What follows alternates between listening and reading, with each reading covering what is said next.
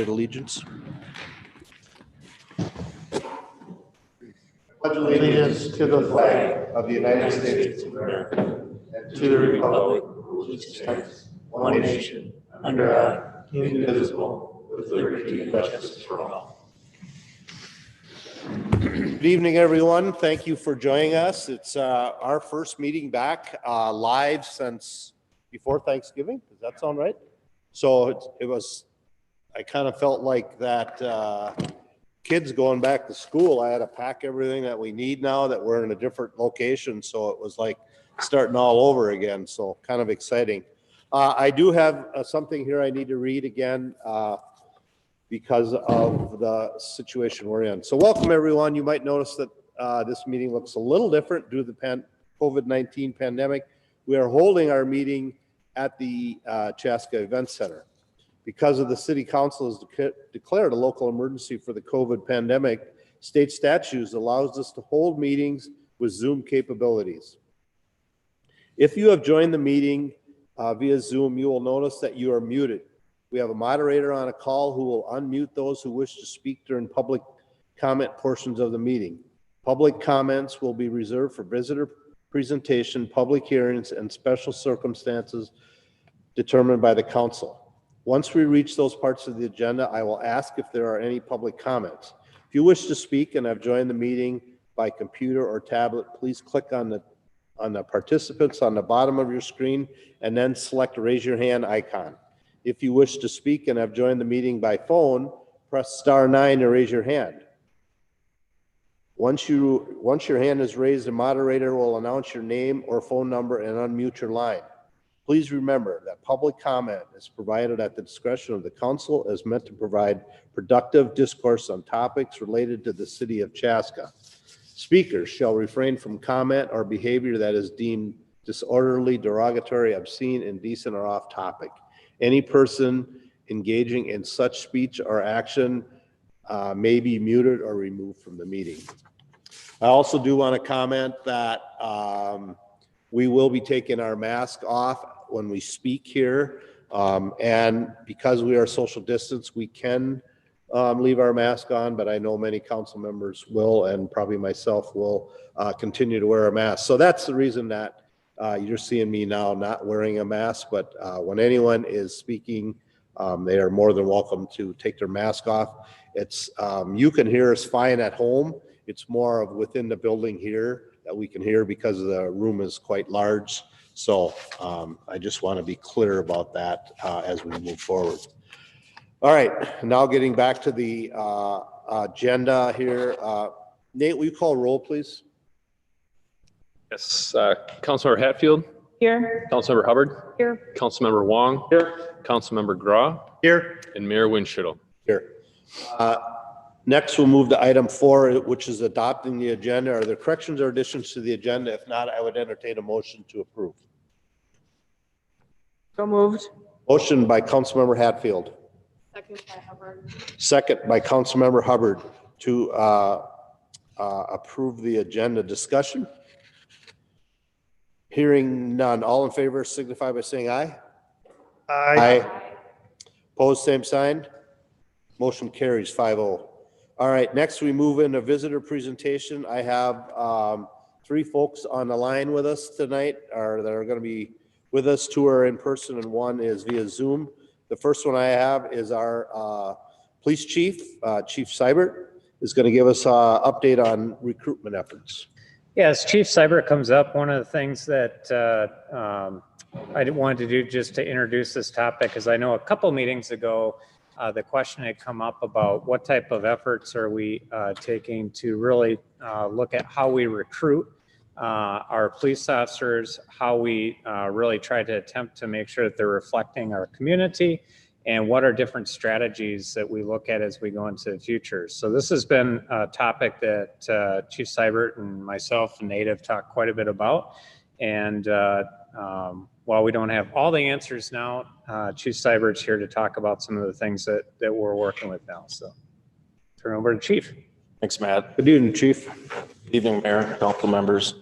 Thank you for giving me the opportunity to talk with you tonight on this topic of recruitment, which Matt kind of teed up a little bit, which I think is very relevant, very important for us to discuss. So in terms of my presentation, I'll keep it brief. Obviously, if you have any questions, I can address those as well. So what I wanted to outline, as you can see on the first slide, is just to cover some high-level themes that are occurring across the country as it relates to police recruitment, and a lot of these sources are derived from the International Association of Chiefs of Police.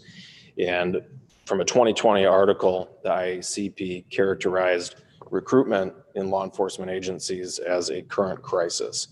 And some of the staples of that, or some of the commonalities, is agencies are currently faced with an overwhelming challenge to keep pace with hiring, as that relates directly to vacancies as they arise in agencies. So vacancies obviously are common from retirement, and then also people just leaving the profession. And it's just the number of candidates that are coming on board in an application process to replace those vacancies has been a challenge across the country, which again has been characterized by fewer applicants.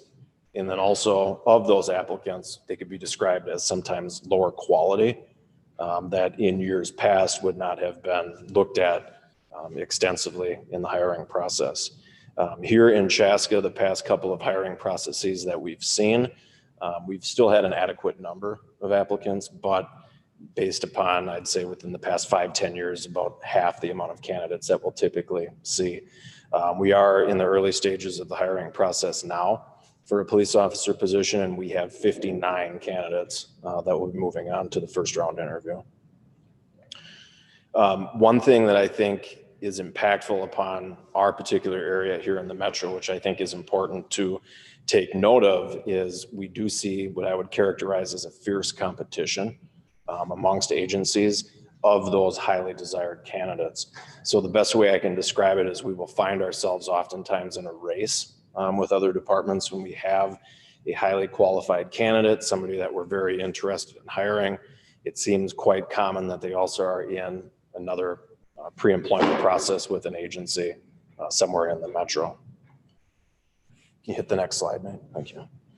Again, talking a little bit more about nationwide statistics and how this might relate to Chaska, is a number of agencies were polled as part of this IACP article, and 78% of respondents to the poll identified an overall difficulty in recruiting qualified candidates.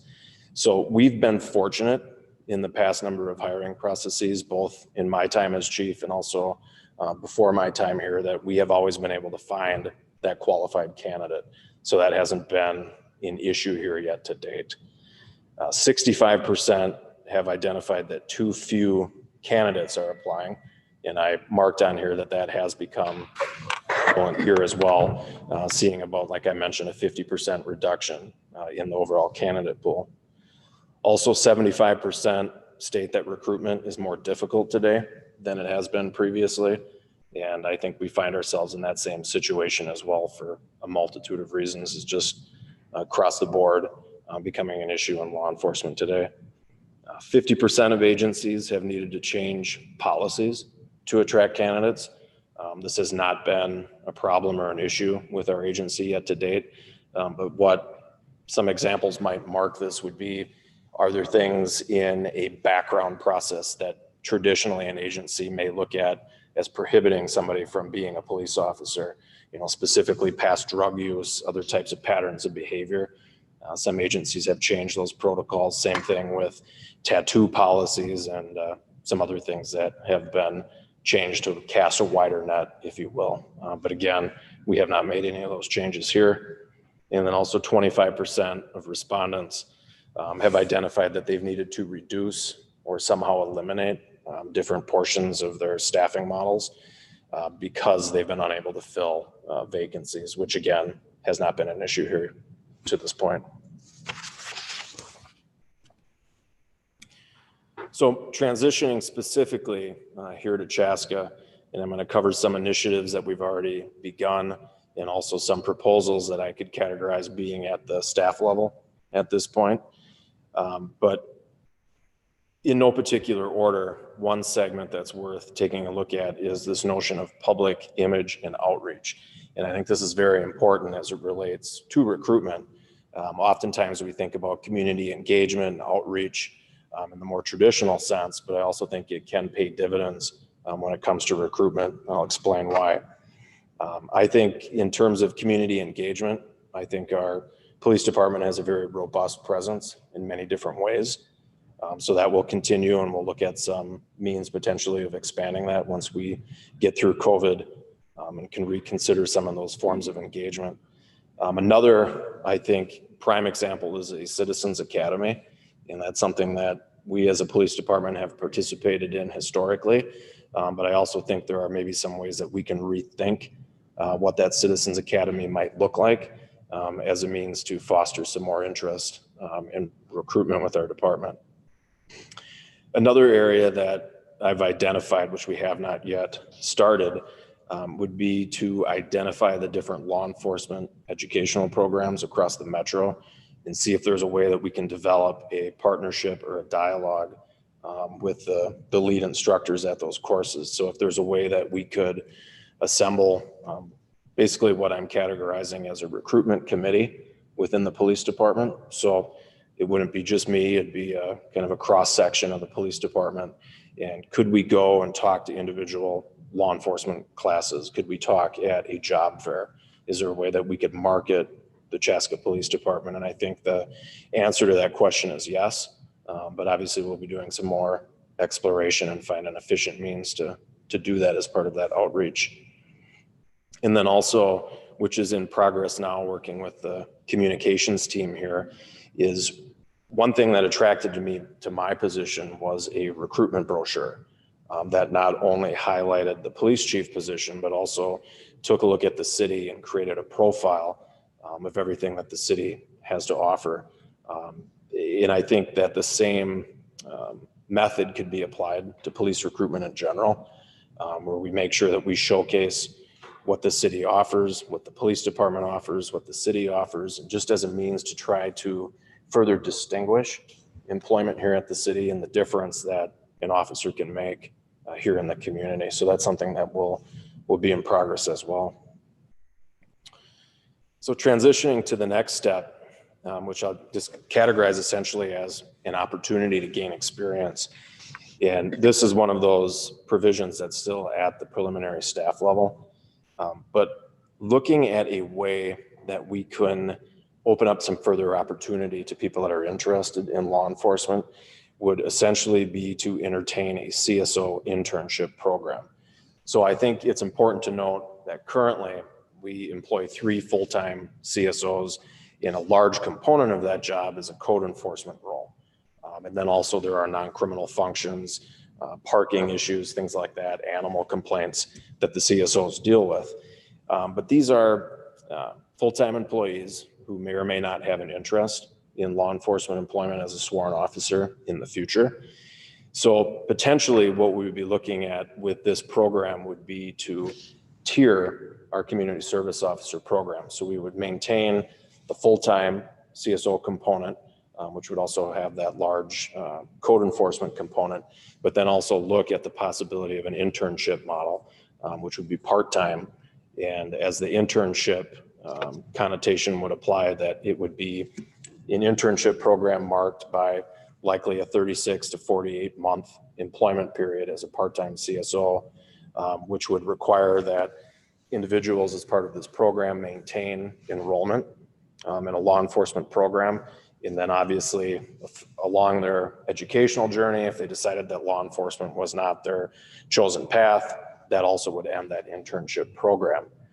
But in essence, what this would allow for is a fantastic opportunity on both sides. It would allow the CSO intern to get a good acclimation to law enforcement, to get a robust understanding of the Chaska Police Department. And then also on the police department side, it would give us the opportunity to get to know somebody personally, understand their behavior, their personality, their work ethic. So when there became an opening for a sworn officer position, we essentially could use that as a recruitment ground for an internal promotion. So Again, there's still some work to be done on the staff side of this. I don't have a formal recommendation in any way, shape, or form at this time, but I think it could be a valuable piece of our recruitment program as we move forward. And then also, I should mention that in that CSO role, they would offer service to the city for non-criminal functions. They could assist at special events with parking complaints, animal complaints, things of that nature.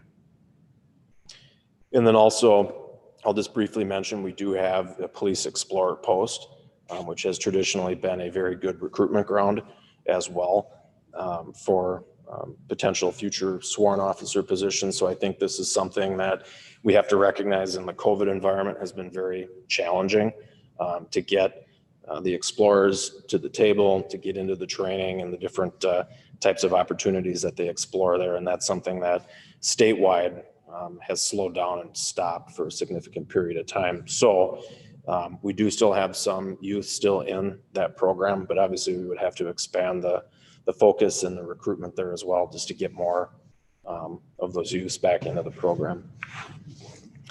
And it's important to note that in both the CSO program and also the Explorer post, we do have a number of officers today in the department that were hired through those opportunities. So I think that's something we could expand upon as well. So my last slide that I wanted to cover is another portion that I've categorized as development of staff. And I'll explain why I think this is also important to the recruitment piece. So internally, I've made some changes since I started here about a year ago.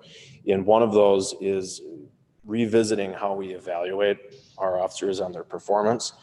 And then a secondary component of that is to engage in career development with the staff on a voluntary basis. So why I think this is critical is it ensures that as an agency, we're staying in tune with the needs and the desires and the professional development of our staff, and then also trying to map out how that might potentially work with any specialty positions that we have currently or any that might be created in the future. And all of this reverts back to essentially trying to develop a reputation as an agency that is progressive and pays attention to that career development of employees. And I think this is something that has been done successfully in the past, but of course, there's always things that can be improved and further development can occur. But I think whether you're talking about either a lateral hire from another agency or maybe also kids that are still in school for law enforcement, this sort of a reputation has a way of building momentum. It certainly could be beneficial to our recruitment as well. And there's other things that are tangible, maybe some that are not. But for instance, a workout on duty program, officer wellness, these are things that I believe the Chaska PD does very well, and I think sets it apart from other agencies. And I think that, a lot of these factors and some other things that I haven't mentioned have combined into the situation that we have today, where we are, yes, seeing a reduced candidate pool, but we're still getting successful candidates. So I think remaining consistent, improving in these particular areas will be key as we move forward. One thing I think that is worth noting for your awareness, and I kind of chalk this up to recruitment and or retention, is to explore what some other agencies are doing across the metro and across the state. I'm not advocating that we are proposing at this point in time that we take any of these measures. But when I did discuss at the beginning that we are seeing essentially a race, if you will, sometimes for the most desired candidates, there is one thing that we've done in the past, and this is to essentially expedite our pre-employment process.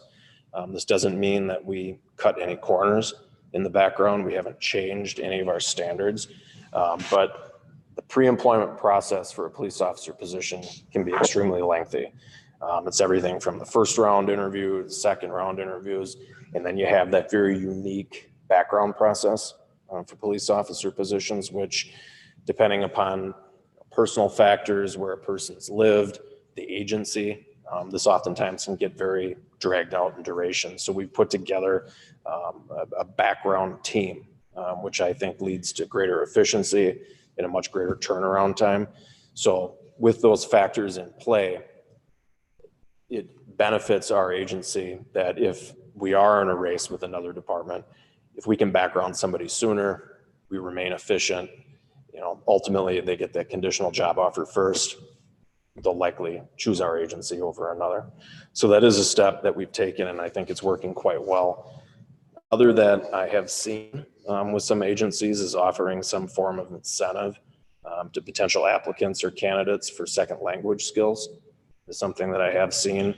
When you log on to the Minnesota Post Board website, which would kind of affirm the number of agencies that are hiring now, you will see secondary language incentives. And also you will sometimes see signing bonuses and other incentives and things of that nature, which I'm not advocating that we do at this point in time, but those sort of incentives are out there currently. So essentially, like I mentioned, I keep it brief. Obviously, I want to answer any questions if you have them. One thing I'll just mention real quick before questions, discussion that Chief and I had quite a bit about was talking about this whole notion of how do we recruit for people who represent different groups within our community. And it's a tough one in the employment field because there's only so much you can there's only so much you can actually say you're seeking in a candidate and still be legal. And so it's, it's a very difficult process to go through. But I think two of the things that really stood out to me as being real significant, this second language skill, I think is a big one. So if you have, if you have somebody that's proficient in Spanish, or if they're proficient in Somalian, or whatever cultural group that you have within that community, there's just going to be a greater likelihood that you're going to attract a candidate that is going to reflect the community. And the other one I think is the direct connection to the actual schools, and being able to go out and talk about what are the initiatives that are being worked on. Why would ultimately it's getting down to why would a candidate feel like they can make a difference in that community? So I think both of those have a real opportunity to really help with that. And I think even getting into the CSO internship program is having those same sort of desired skill sets coming to the table means that you're going to recruit them as a CSO and have more of a chance then to develop them within your organization. So throw that out. I had a question or comment. So, with recruitment with schools, we have some feeder schools in the area. I can think of Mankato. I'm sure there's other ones with law enforcement programs. What is our relationship with the instructors of those programs? Because I feel like that might go hand in hand of them reflecting to you who are good candidates for hire when they come out, as well as opening the doors up for them. Because I think about my own schooling and kind of the opportunities that were held through internships and then career or jobs and things along those lines. So I think it needs to be improved when it comes to that relationship, because I think historically a lot of communities have taken advantage or not taken for granted the sheer number of successful applicants that submit applications to their agency. So I think we're just now getting into the situation where we need to explore that partnership and a little bit better communication or dialogue with those program coordinators or instructors. So when I mention, like job fairs or being able to come out and do some kind of a recruitment pitch to a law enforcement class, I think that's kind of consistent with what you mentioned, because to be quite frank, we just don't have that relationship right now with those instructors. He's absolutely right. I remember, 10 years ago, you'd get 150 applicants for a job. I mean, it was not an issue at all, but to look at a position now and see this last, you're down to a certain number, but I think you ended up with like 70 applications. I mean, that is over 50% cut in the number of applications that we're seeing. And if you're not seeing as quality a candidate, cities didn't need to do it in the past. Those candidates came to them, and now that's not the case. So it's real important to do that. Our personal connections will really help Yeah. strengthen, that kind of. Just a question, like how wide of a geographic net do we cast when we try to, look at recruiting, right? I mean, I know there's gonna be like some professional publications or, forums that you guys use, but how wide does that net go? I think it's something that we can be adaptive with and reconsider, but, preliminarily, my thought is that we start metro-wide with more of the in-person efforts where maybe we would go to job fairs or we'd go to individual institutions to speak with the students and kind of forge those relationships with the instructors. But then again, I think it's going to be important to adapt. If we're not reaching the success that we're looking for in those efforts, maybe we have to cast a wider net. I also think that it's important, and I want to throw some optimism in putting together the job posting or the brochure that highlights the city and also the police department, because I think that's something that we can use. Perhaps we send that to Greater Minnesota to some of the institutions, or when we do have a job opening, if that's something that gets linked from the city website on the job postings, I think could help.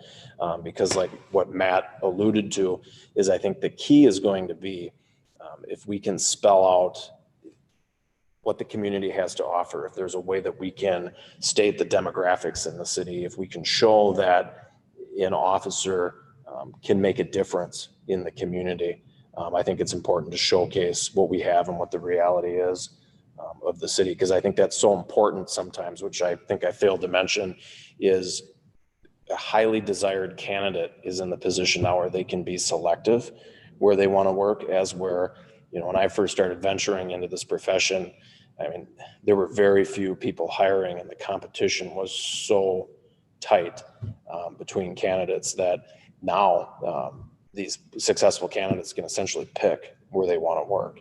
So I think combining those two strategies together, remaining adaptive, I think would be our best strategy. One thing I was thinking about too is, I think about the local chamber offices and I think about the pull now, not in regards to manufacturing careers and vocational trades and wanting to boost those and build those up again. So I'm also leveraging maybe the chamber offices in the area to kind of really emphasize, the need for recruitment in regards to law enforcement. I had a separate question. It just came to my mind. But what is the percentage of, CSOs that turn into sworn officers, and what is the percentage of people that run through our Police Explorer program turning into sworn officers? I could venture a guess. I think it would be tough for me to give a percentage, but just off the top of my head, I mean, we have a number of staff currently that have come through. I mean, I would categorize it maybe as a handful that we've hired either from the CSO program or from the Police Explorers. Speaking on a larger basis, kind of metro-wide and some of my other experiences, it's quite common. I suffice a guess, not necessarily here, but probably at some agencies, you'd be looking at upwards of 50%.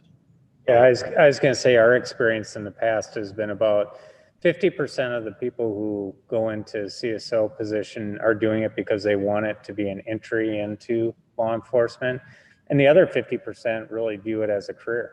That's a way that a public service career that they can be in. And I think right now, Tracy probably knows better than anybody.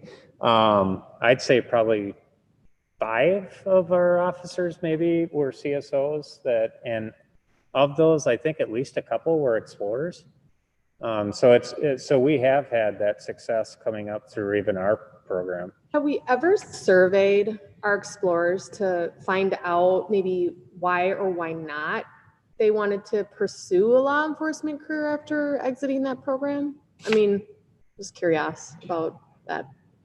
I don't know. I'm sure that there's been some exploration and dialogue. I mean, don't quote me on that. I don't know for sure, but I would imagine that exploration in the profession is something that is discussed.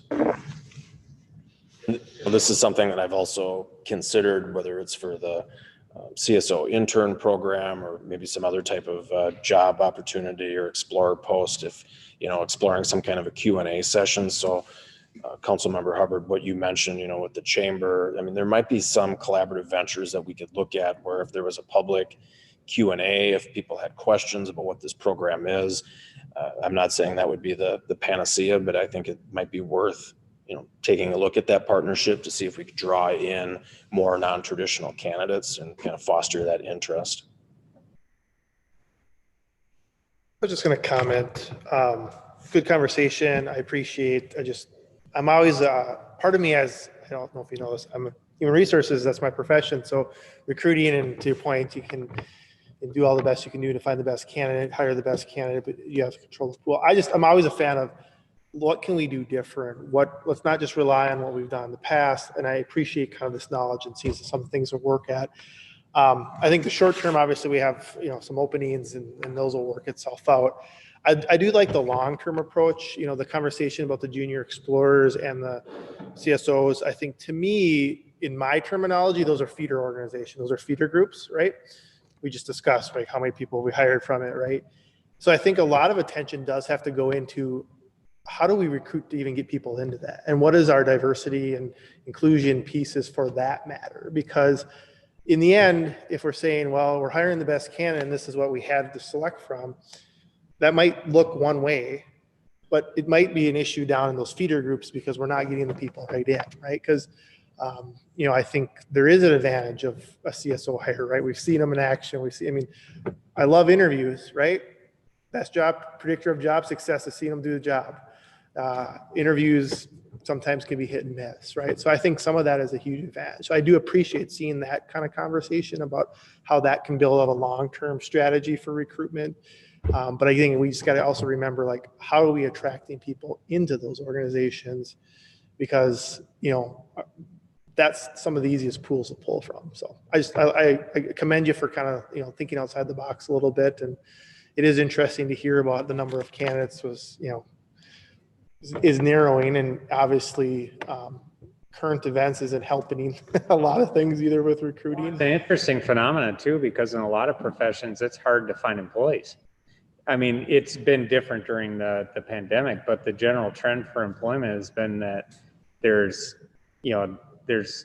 a lot of, or there's a lot more jobs than there are people. And it's been sort of the opposite trend with law enforcement. And certainly the past year has not helped that. But we're losing people who are showing an interest in it. Thank you. Yeah, thank you. Anyone else? Just the only comment I would have is that, if you have a good department, good people will come and continue to come. It's, recruiting is recruiting. I look at it's hard for us to really go out and recruit and not handpick somebody either. You got to be careful that you don't do that. I think the success of what we've done in the past, that we've hired some CSOs, we've hired some explorers, shows that, if you come here and you want to be an explorer or CSO, you work hard, you can get hired. There is that potential, is always there. So I think that, I think we continue. I think it's good that we're looking at other ways to recruit, but I just know in this market it's challenging. But if you got a good department, good people will come, because you might be looking for change or want to get out of big departments now just because of all the craziness that's happening. And people want to get out in the suburbs now. But ultimately, I still think, our number one goal is that we got to get the best candidate that's in that pool. And no matter what color they are, who they are, it doesn't matter, is that we look at who that best candidate is, and that's who we give that job offer to. And obviously, I agree, whoever said it here earlier, that, the CSOs are explorers. We've already seen them. And if that's where they're going to get their people skills, and they're going to get, some are going to learn the hard way, because some of the things they deal with are people aren't happy. And that's where we really get to see them and shine. And that's where, so we are recruiting just in a different way than what we're thinking of. We've been recruiting since we started that program, because that is a recruitment program. So I think we keep going the way we're going, look at new ideas and whatever, and ultimately, like I said, we've been fortunate. You know, I think our last hire so far has been really good, and hopefully that just continues as we move forward. So thanks for stepping up. I just want to add, Mark, or Mayor, excuse me. I 100% agree with your comment about you always got to hire the best candidate. I think our goal should be to make that pool the best representation, because then that means you're picking that best qualified candidate out of the best representation pool. And that sometimes, like I said, in my profession, I always hear like hiring supervisor, I'll say like, well, we're always going to pick the best candidate, right? Yep, understood. There's no equal thing where you can say two equal like a candidates and one's, a minority and one's not. That doesn't exist. No, there is no duplicate candidate. But it really is about increasing that candidate pool to be representative of what you're looking for. And then it becomes easy. Then you pick the best candidate and that's the decision you make. So I again applaud all those efforts to broadening that pool as much as possible to be attractive. Yep, you nailed it right away. If we're a good city and a good department, that's an attractive, incentive for people to come to. And I would concur that it's really about being real specific about the skill sets that are going to be most important to your community. And, that's, to me, if we get the skill sets right and it's reflective of what we think is most important for us to meet our objectives for serving that, we are going to get the best pool. And you're right. I mean, I would much rather have, I don't want it to be an easy decision at the end. I sort of want it to be a tough decision, but that the people who are, being considered are ones that really reflect the skill sets that we really want to be able to promote within the community. All right, anything else for the chief? All right, well, thanks. you. Appreciate it. Thanks for coming in. Thank you, Chief. All right, next I have Zach, and I still don't know how to pronounce your last name, so you're gonna have to. You got a son playing on the basketball team? What's that? You got a son on the basketball team, high school? I don't. I have 3 daughters that go to elementary school. Because there's similar to that. I was watching the Hawks and. No. I appreciate that. No. I just wanted to make a quick couple of comments, maybe a question for the chief real quick too, but we talked about, and Matt, you mentioned about the skills and the language skills, maybe possibly a second language. Is that something that people can be trained on? If we hire somebody that wants to learn that skill, but maybe don't have that second language skill, they can be trained on in the job here while they're actually employed by the city? You can be, but I think one of the things that becomes really important, especially when you're trying to connect with the community, that's very fluent at it. And you can train that, but it's very different than train it than to just know it. Sure.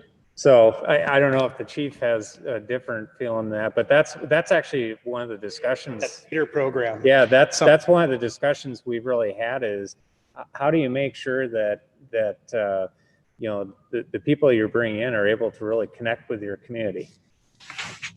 Can I comment on that? Oh, sorry, Chief, if you wanted to first. I have a degree in another language, so I have a sign language interpreting degree, so but because I have a degree in that, and because I learned it that way, I was immersed in deaf culture. And so some would say that my interpreting when I did it was a lot better because I had that connection to the deaf culture.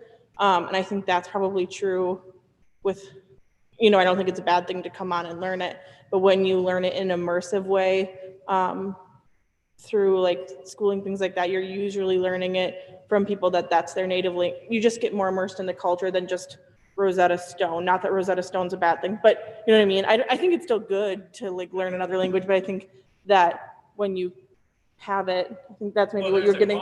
Yeah, you get that culture, which is culture component of language. Yeah. But I do think it's not bad to not just learn it too. I was just curious. I heard you mention that, so just a thought. So, Good evening, council members. I appreciate being here tonight. My name is Zach Saueressing, Mayor. Saueressing. It's very German, big German mess of letters. I'm a Chaska resident. I'm also a member of our Chaska Park Board here, and I'm here tonight representing a local public education advocacy group called Team 112. We're a group of parents, teachers, and community members who live and work in the areas that comprise Eastern Carver County School District. We're not a political group because education obviously should not be political, and we are not sponsored by District 112. We are residents who believe healthy public schools lead to healthy communities and vice versa.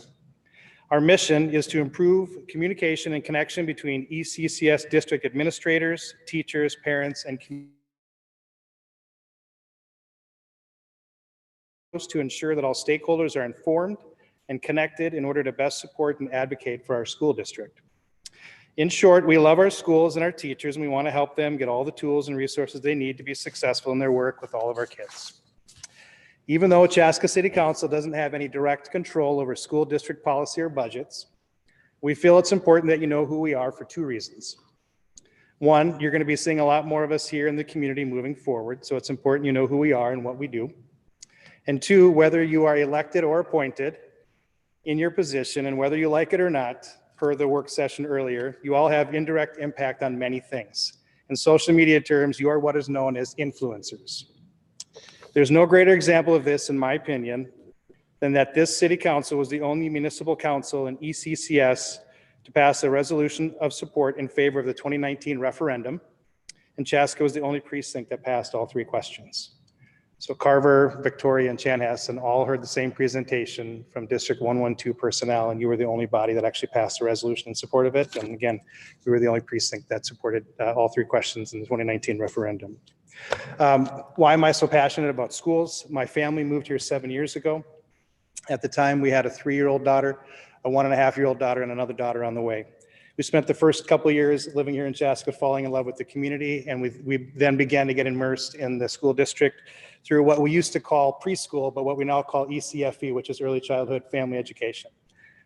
This was when the ECFE program, the Family Learning Center, was actually at Chaska High School at the time. After spending a couple years in the ECFE programs and getting to learn and understand a lot about how our teachers and how our school district operates here in Eastern Carver County, my oldest daughter started kindergarten, and she went into La Academia Spanish Immersion School. And we talked about getting immersed in culture and language at the same time. I firmly believe in that path for sure. But my oldest daughter started going to La Academia when La Academia was actually housed at the kindergarten center, which was originally constructed to be a half-day kindergarten building and not a full K-5 elementary school, which is what La Academia is. Fast forward to now, and I've had 3 daughters currently attending La Academia.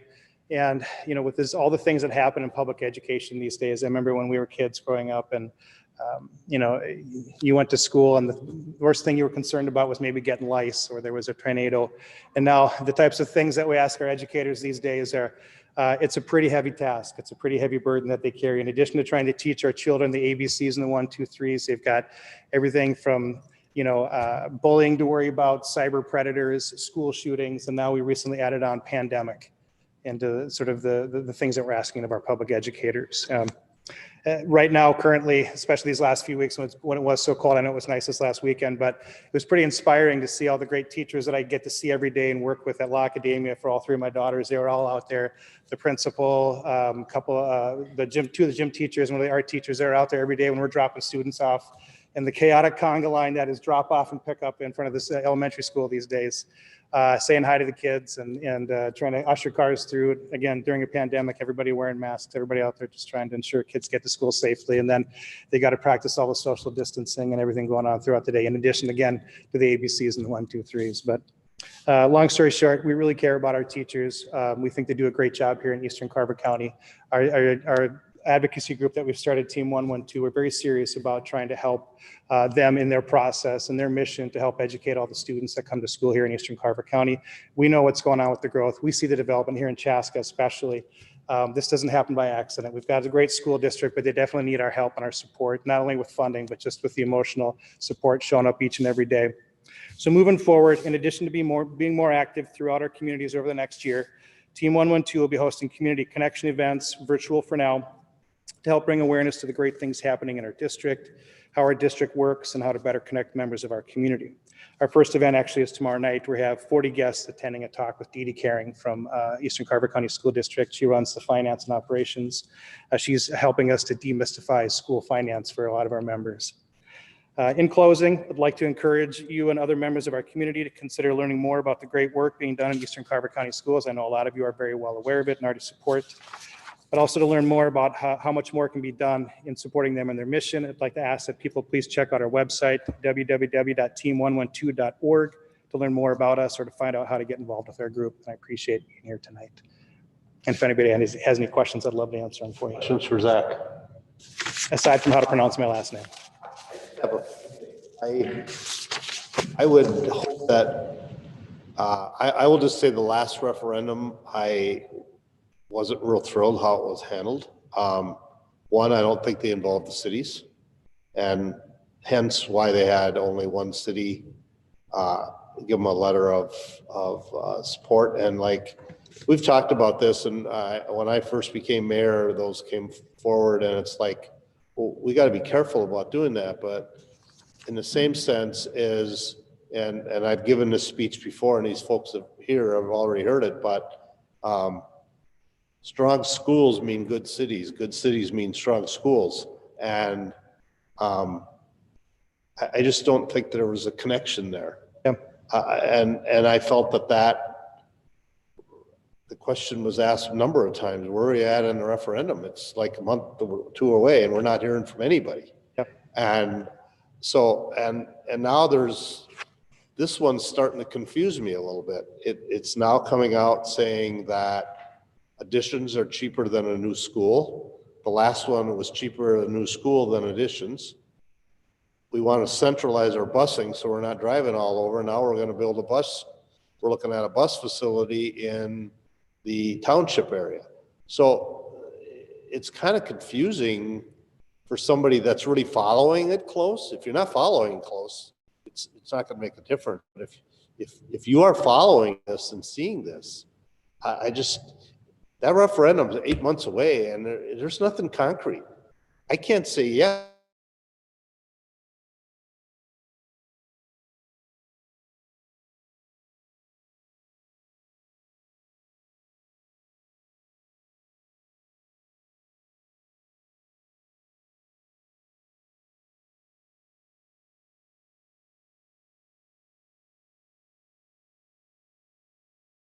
that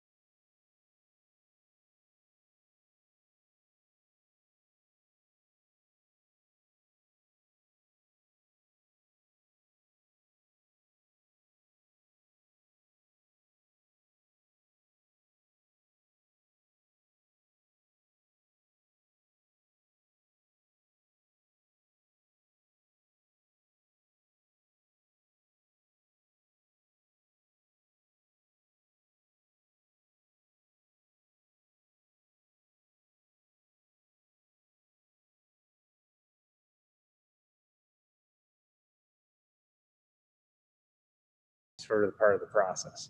And so that's going to be sort of our discussion, is to say, how do we make sure that each of the communities really feel like it's part of the process, so that it makes it hopefully easy for the school district to come back to you as city councils in each of the 4 communities and say, hey, this is something that's we're really hearing a clear message from each of our communities that this is the direction we want to go. Can you publicly go out and support it? Because I agree with you, it makes a big difference for a city council to support a Absolutely. referendum. And I would never come up here and ask for, everyone can say I'm all for public schools being great and everybody loves great communities. And I believe everyone believes that in their heart of hearts. But at the end of the day, what you're tasked with is making prudent decisions based on all the facts. And I guarantee you, we're not going to rest until you've heard all the facts.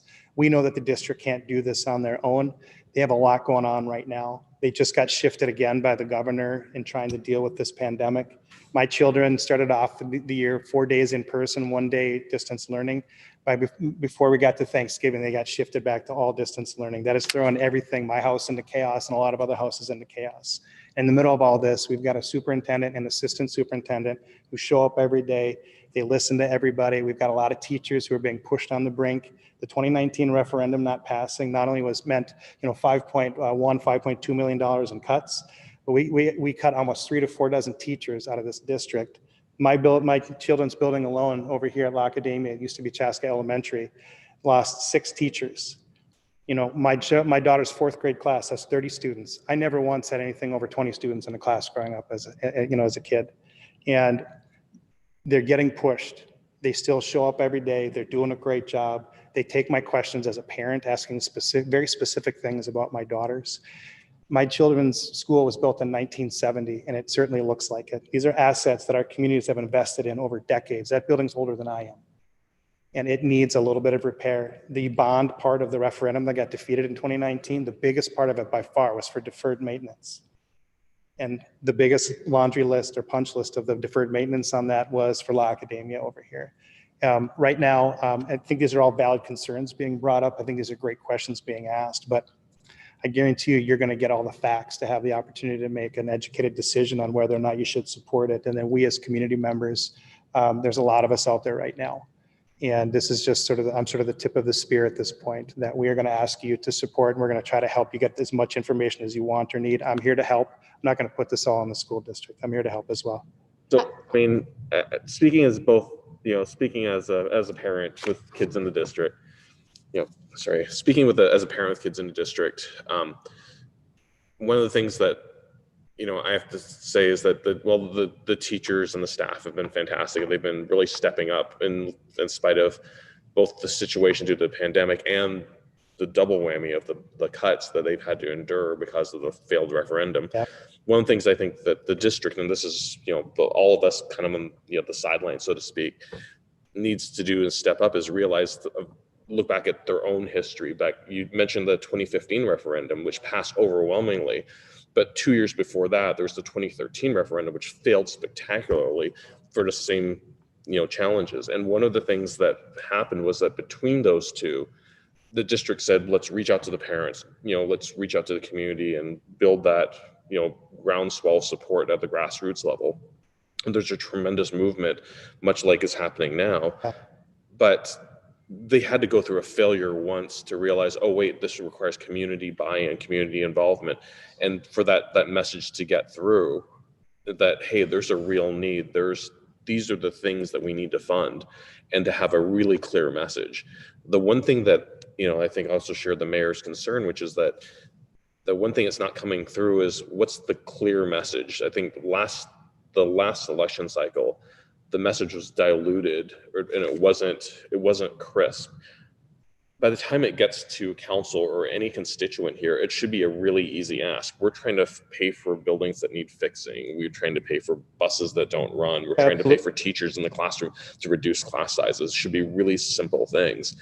But that got completely lost through the noise of other things going on. Absolutely. And by the time it gets to us, it should be a really easy vote. Agreed.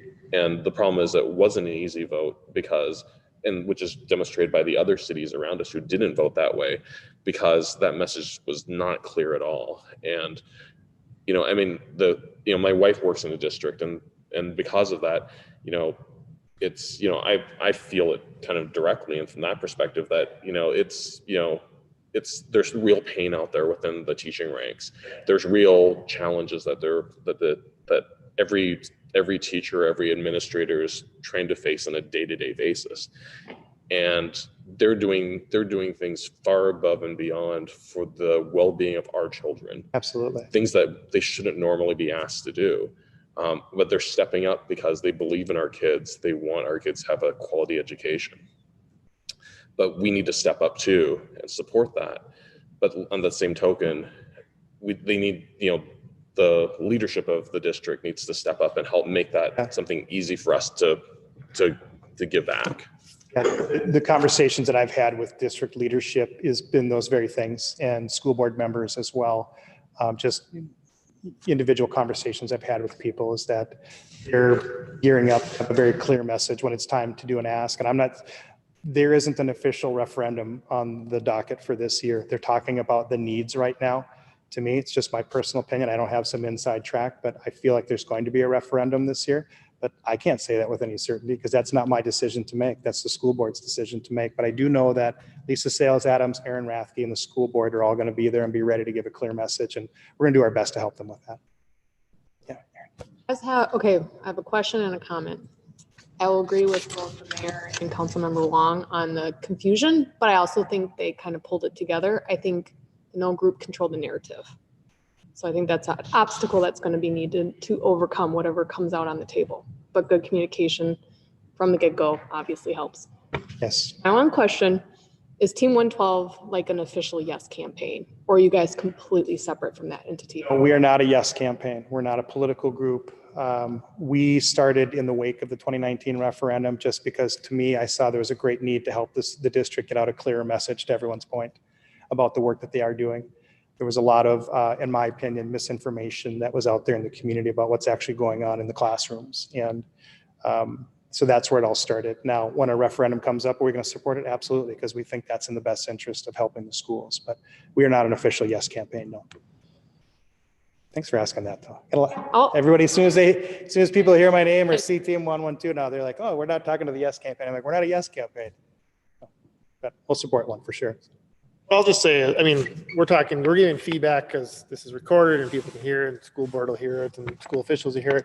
But specifically for you, I'll just say thank you because I think what your organization goal is and what is needed on both sides of every issue is another voice to be heard, to be listened to. And right, wrong, or indifferent, there's distrust. And people want to hear from other parents and other community members, not the school board, not necessarily the administrators. I have no reason personally not to listen to them and trust them, but there's that issue. So I think your voice is important because I will say that if anything we learned from 2019 is a bunch of passionate individuals who have a lot of voices can make a lot of noise.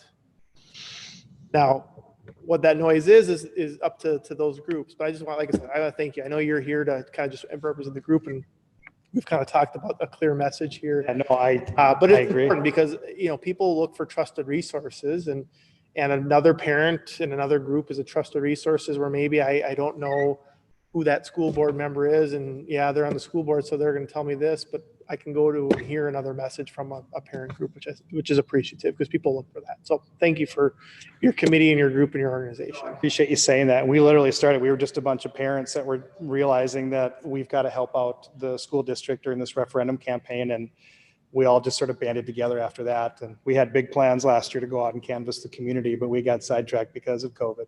But here we are again. Yes. On your website, and it's real cute. I like the logo. Just a quick question about the connection series. These are some really exciting topics, and I know you say your space is limited, but you're going to be, it sounds like they'll be posted after. Is that somewhere we can look if we wanted to listen in? Eventually they'll be on our website. So what we're doing tomorrow is our first event.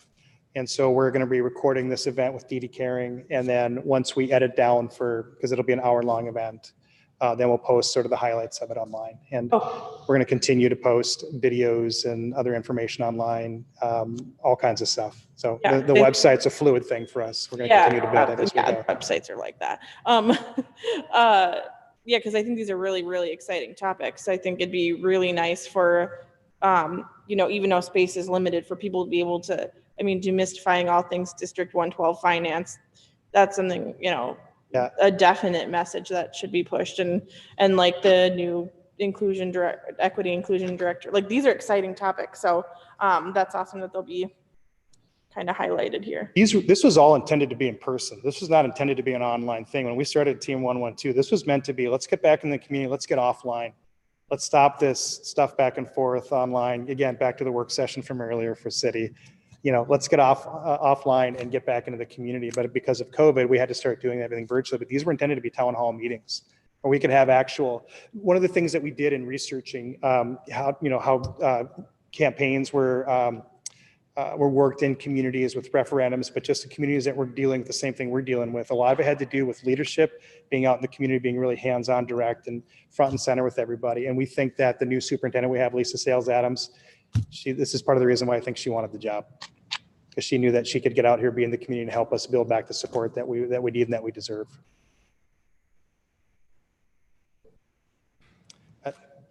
Thank you so much. Thank you. I really appreciate your time, everybody. Thank you for coming in. All right, last, I see Jessica still with us. So Jessica, she is with United Community Awareness. Welcome back, Jessica. Hi, thank you. Hopefully my volume's rolling. So good evening, council members and mayor. Thank you for a few minutes on the agenda tonight. As said, I'm Jessica Bartholomew, and I am the executive director of ACT United, which is a nonprofit organization in Chaska. And for those who don't know who we are and what we do, in short, we work to end the sexual exploitation and trafficking of children and teens.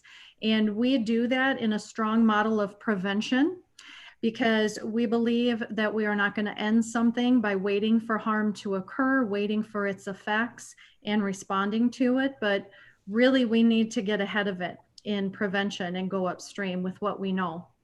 So tonight, I want to update our city leaders and our community members on what we see happening with youth, and invite everyone to learn more about the issues and what we can all do together to ensure the health and safety of the youth in our families and in our community. One of the biggest concerns that we are addressing with youth right now are the dangers of explicit photo and video sharing. Youth are being pressured, coerced, or willingly making and sending explicit photos of themselves and sharing those with both their in-person and online relationships.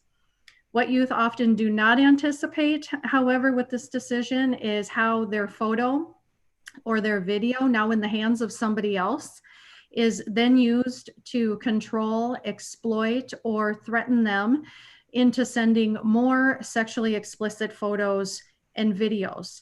We see this happening in every school, both middle school and high school, as well as college campuses in other communities and churches. And it's happening here in Chaska and every community throughout Minnesota. And although Chaska has individuals and populations that are at increased risk of sexual exploitation crimes, because sexual exploitation and sex trafficking often start online, that is the point of first contact for the majority of these crimes at this point.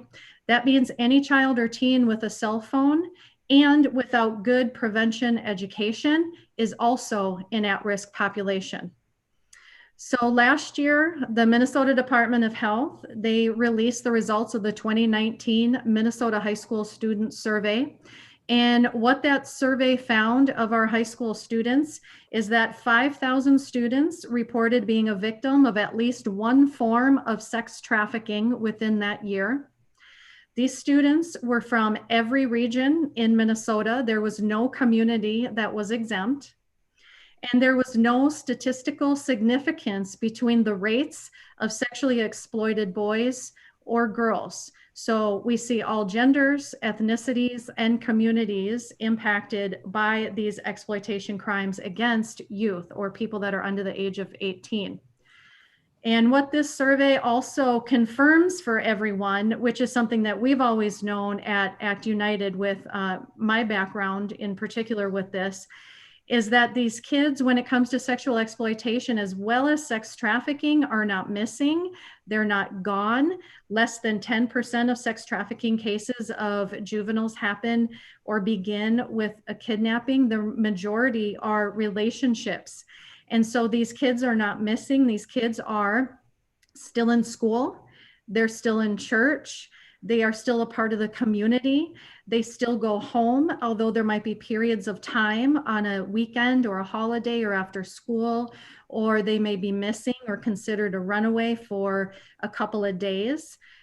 They are still in school, and we're able to take the survey. So we've known that this is not a kidnapping issue. These are kids that are right here in our communities, which leads me well, to another thing that I want to talk about first is that's why we have prevention education programs in our schools and in our churches, because that's the population and those are the students that we're able to reach in both prevention so that harm doesn't have to happen, as well as intervention. Because when students are in school and experiencing these crimes and the harmful effects of these crimes, and unfortunately, this is a very secretive crime.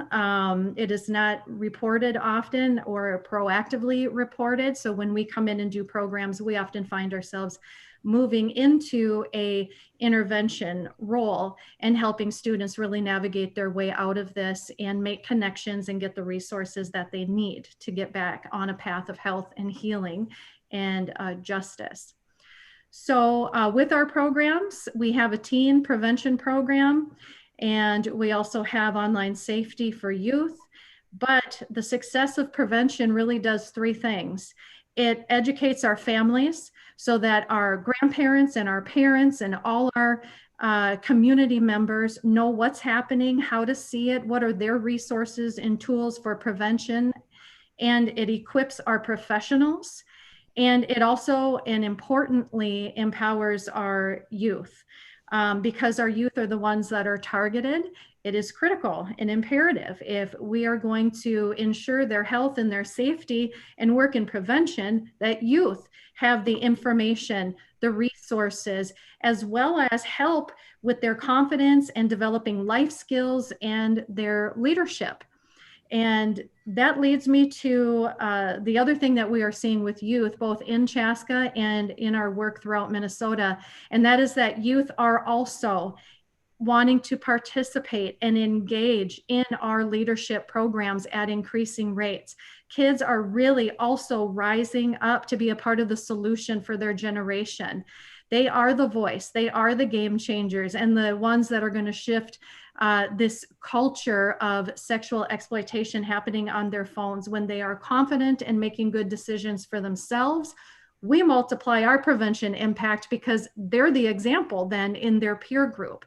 So that's what our programs do. We call it learner to leader, so that we're not only giving information and preventative information to students to keep themselves safe, but we are also providing a pathway for their leadership through our leadership development program and our mentoring programs.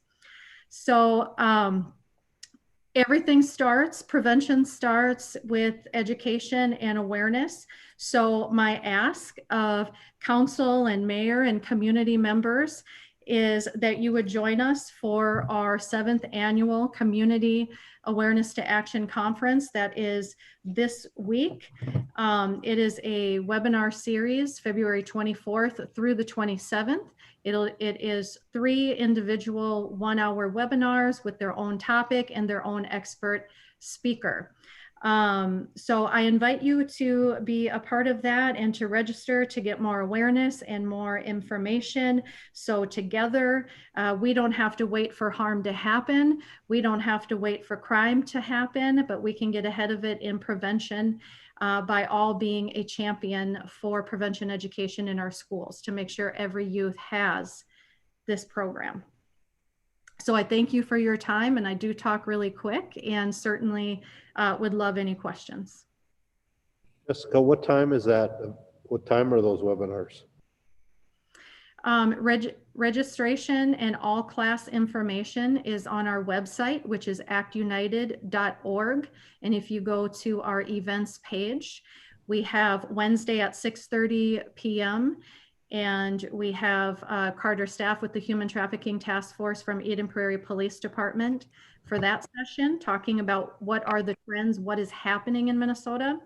And then on Thursday evening, it's 6:30 p.m. and we are going to be talking with a representative of the House, Peggy Bennett from Southern Minnesota, on what is happening in with bills and in our politics with bills that are working to protect children or maybe putting children at risk. And then on Saturday morning at 10 a.m., we're going to hear from elected county attorney for Pine County, Reese Fredrickson, who was the prosecutor in the famed Victor Bernard child sex cult case here in Minnesota in 2017.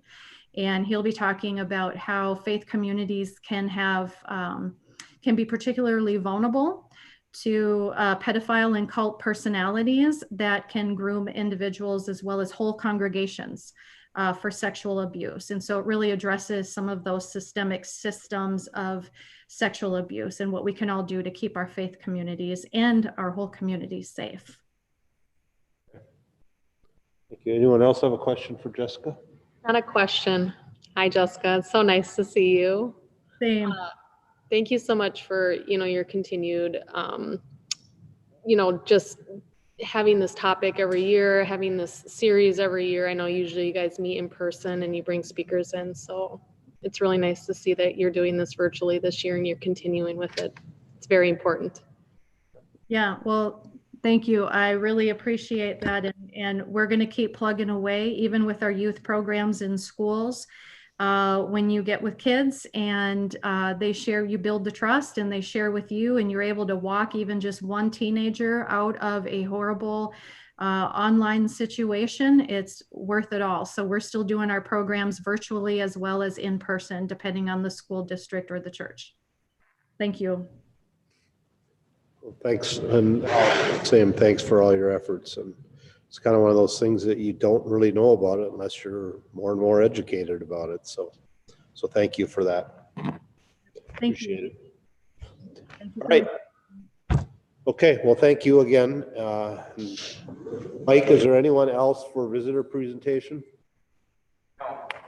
No? Okay. All right. We will move on to item number 6 then. Approving previous meeting minutes. Again, if there are no corrections or additions, I would entertain a motion to approve previous meeting minutes. So moved. A motion by Councilmember Grah, second by Councilmember Hubbard to approve the February 1st council meeting minutes, excuse me. Discussion. Just one thing, it's pretty minor. In the meeting minutes, when we were meeting with Senator Coleman, I had asked her about the PPP loans and whether they would be forgiven, and it's in the minutes as like PVP or something. So I don't know if that's Kind of long. yeah. I don't know, just as reflection back, if that's a typo that needs to be corrected, just to make sure people understand what that was. But Change it. You want to put a note to Vicky? otherwise, yeah, it's pretty simple. Well, we're approving that with that correction, so. All right, any other? All right, hearing none. All in favor signify by saying aye. Aye, opposed? Hearing none, passes 5-0. All right, moves us to item number 7, consent. Again, these are items that need our approval, but not necessarily a conversation, but anything can be pulled off and had a conversation regarding. So with that, is there anyone that has anything? If not, I would entertain a motion to approve consent. So moved. Motion by Councilmember Wong. Second. Second by Councilmember Hatfield to approve consent. Discussion. Hearing none, all in favor signify by saying aye. Aye. Opposed, same sign. Motion carries 5-0. Moves us to action item number 8A, union contracts. Mayor, council members, the item in front of you tonight is in relation, well, I'll take a step back. On the consent agenda, you saw that we had the non-union and part-time employees for our annual wage considerations. We try to do non-union and union employees in the same evening because we really try to make sure that there's consistency across the board between what's happening with our non-union and union employees. We have approximately half of our employees fall within sort of union contracts, and about half of our employees don't. So it's no mistake that they're on the same agenda together. We tried to put those on together. But 2021 was the year that each of our contracts was up. And we have 4 unions. We have our Teamsters Local 320, which really represents all of our MSB building, Public Works, and all of our utilities there. We have our Law Enforcement Labor Services Local 385, which is our sergeants. We have our Law Enforcement Labor Services Local 210, which is our patrol officers and investigators, and then LELS Local 447, which is representing our lieutenants. And you'll see there's a number of objectives that we have when we're looking at the contracts each year, which is really pretty consistent with what we look at when we look at non-union employees too, as far as how we address wages. Probably the biggest thing that you'll see as a difference in this year's contract from past years is typically we like to have 2-year contracts. And the reason for that is, first of all, it's a lot of work to renegotiate a contract. You know, you're getting together, especially with multiple unions, you know, quite often if you're doing it on an annual basis, and you like to create some certainty. It's hard to do it beyond 2 years because it's really hard to predict where's that market going to be 2 years from now. But you like to have some type of certainty going into the future, both for the employees who are part of the union, but also from a budgeting perspective too, because we tend to look at our budgets in multiple year segments and not just one. So this year is different, and the reason being is really because of COVID. The really big issue that we saw as we looked out at different contracts in the specifically in the metro area is not all contracts are on this. A lot of places have 2-year contracts, but not all contracts are in the same cycle. So some contracts may not be up until 2022.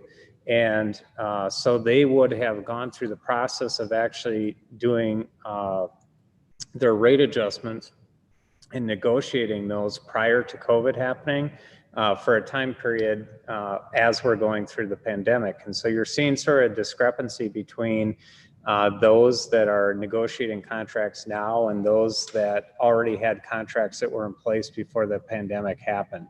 And one of the things that to really understand what's happening with the market, we need to really be able to look at what's happening with those contracts for those who are negotiating for 2022 to really see, are they holding back on those contracts as they're looking in the future because they may have been above the market during this pandemic period, or is the market, you know, it's really hard to determine what the market is when you're seeing us in the middle of this pandemic and also that these contract periods are not meshing up. And so we occasionally have found ourselves in that position. The last time we did a 1-year contract and sort of ran into a similar issue was back in, it was during the recession in probably the 2009, 2010 time period. And I thought that time actually worked pretty well for us to look at a 1-year contract because the world just became more clear as far as, you know, what was the market that was sort of developing after that occurred. So you will see that this is a recommendation for a 1-year contract. And just like with the non-union employees, the wage increase that we're recommending in the all of the union contracts, and which is consistent with our budget that we set as a 1.5% increase. One thing to mention with the non-union employees, we do have a pay for performance plan with them, that if you perform higher than the average, you have the potential of getting more. We actually suspended that this year so that everybody across the board is getting 1.5%. We felt that it was really important if we were going to have these types of changes this year, that everybody was really in the same boat. So it's really a 1.5% increase across the board. And the other big component of the contract is our employer contribution to benefits. And you'll see that we're recommending a 0% increase in that. One of the things that really helped us in that this year is that we are actually seeing a pretty significant decrease in our premium costs for this year. That's not too atypical from a lot of employers. Are actually seeing decreases because, believe it or not, during the pandemic, there was actually less use of medical services than there was pre-pandemic. Oh.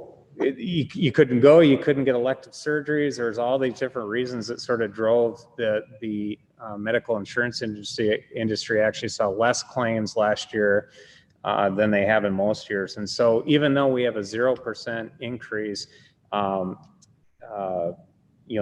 employees are seeing some benefit because those premium costs do go down. And we're part of a cafeteria plan, so we basically contribute dollars to employees, and then they're able to go out and decide what medical package do they want, can decide with life insurance and dental and all those different types of things. So we get involved with what the contribution amount is, and then we have an employee benefit committee that actually chooses the benefits that they'll actually offer to employees. So those are the two aspects of the contract. And again, those are consistent with what you saw in the non-union contracts. Some of the differences in the contracts, first of all, in our contracts, all of our contracts involve employees that have uniforms, and so there is a uniform allowance that's in the contract. We are recommending that increase by 3% in all 4 of the contracts. Cell phones, we're actually moving to a system where we don't have people have their own private cell phones, that we actually go to actually having city issued cell phones. And it sort of gets back to some of the discussions that we had during our training at the beginning here, is that we think it's, even though there was a trend about a decade ago to sort of go to private cell phones and then give a stipend to help them cover that cost, there's just way too many data practice issues that run up with people having personal and private on one. So we're actually suggesting that we separate that and actually move to a city issued phone. So that's part of the contract here. For law enforcement, labor services, we are recommending a 0.5% increase, so 1% annually to the healthcare savings plans. And then some specific language as it relates to callback language. We're really trying to get to how do we create a negative incentive for us as an employer to not call back people once they've already been been in a shift, and then try to call them back within 12 hours. It's not a good, healthy thing to do. So we want to try to create a disincentive in the contract to do that. We talk about reprimand language. That was one thing that wasn't real clear in the last contract, where it said that you could get things removed if the police chief requested it. You could never have disciplinary actions removed. They were counseling statements, and we made a clear distinction between that a counseling statement doesn't belong in a employee personnel file. It's your review. It's the things that you're supposed to work on as an employee. And if there's a disciplinary action, that disciplinary action needs to stay in that file. So that makes it clear in the contract how that's occurred. And then just internal investigation language to make sure that there's a clear expectation between the city and the union, especially the business agents, that there's not going to be delays in, if we need to go through an investigation process, that both sides are working to expedite that process. Let's see. We had to add for the Teamsters contract, the uniform allowance is the same. On-call pay, so we're suggesting that we increase the pay for employees scheduled for 7 consecutive days of on-call duty. Right now, they get 16 additional hours. We're recommending they go up to 17 and a half hours, given the amount of time that they actually have to dedicate towards the on-call duty. Incentive pay, it's basically just increasing at the same amount as the general wage. If you remember, we did add building maintenance personnel in our last, not this budget cycle, but the last budget cycle. We need to call out that new position in the contract, so it's actually adding the building maintenance personnel in the contract. They're not separate. They'd be with the 320. Yeah. Yep. Temporary groundmen, we have an existing memo in place that allows us to have a temporary position. It's really to provide some additional help up at the electric department until some of the long-term absences are taken care of. So there was discussion about potentially taking the ability to have that temporary groundman position out. And then if we wanted to move in that direction, that it become a permanent position. We're not in a position budget-wise to do that, so we agreed to continue to have that temporary position. Sure. And then the electric incentive program is actually something that the council had previously passed since the last contract. We had it's basically an incentive program to help get educational credits. We had it as a memo attached that was approved by the council, and now it just incorporates that language into the contract itself. So with that being said, staff is recommending the adoption of each of these union contracts and to authorize me as a city administrator to execute into those. Just with like the union or non-union employees, everything would go retroactive back to January 1st. So it'd be January 1st and then moving forward. And then obviously, since this is a 1-year contract, we'll be back talking about this in about 6 months again. So any questions? Questions for Matt? Just one super quick question. So with the cell phones, because I know I used to work for a company that had corporate cell phones. So we weren't really allowed to, we could make like a personal call, but how does that handle if someone wants to, use that for personal stuff? I mean, would they be allowed to, or is it pretty much completely, if you want to make any calls? Yeah, it's sort of the pain in the butt factor, but it's also sort of the, how do you protect yourself sort of factor. It used to be that everybody carried around 2 cell phones. So that's sort of what we're going back to. So basically it's like city stuff stays in this one, personal stuff, you can have your own if you want it. Yep. Okay. All right, anything else? Just had a question in regards to Article 7 under the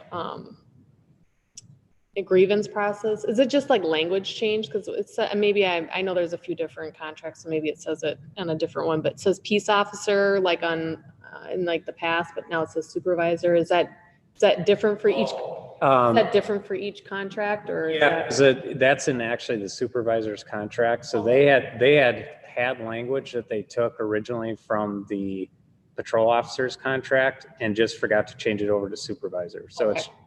So that's specifically with the sergeant contract. I wondered if it was just because everything else seemed like it was the same between the two. And just a comment note that we've talked about the union contract with the police and everything like that, and to see that removal, that 6-1 or whatever it was, in regards to the personnel file. So I did notice that was not on there anymore as well. So I think that kind of clears things up in regards to just transparency with the community. To me, it was always a difference between what the practice was and what it said in the contract. And really what this is doing is matching the practice up, because personnel files are meant for official actions. Just had two quick minor questions. Uniform allowance talks about payable January 1st. So if it's retroacted, if it got an upward, because it's going back to January, but did they get that uniform allowance? And then if it goes up, we just change the difference there? Yeah, so basically, they're responsible for having their clothes in good condition. And so, so if they incurred the expense before that, they did it out of pocket and then they get reimbursed for it. So it is tough when it's not on January 1st, but typically they're not purchasing things until the contract comes around. Yep. And then this is more of a personal curiosity question. It says it's paid first January 1st. The uniform allowance, once paid, is considered compensation, shall not be returned. Considered compensation, is that taxable? Yes. Okay. It's actually, it wasn't an issue in the last 2-year contract, but it was two years ago. It was actually an issue with a number of benefits that we had that we had to go through an audit process with our MNKR to determine which of the benefits that maybe we weren't taxing in the past needed to be taxed, and that was one of them. And so that was language that they recommended. Thank you.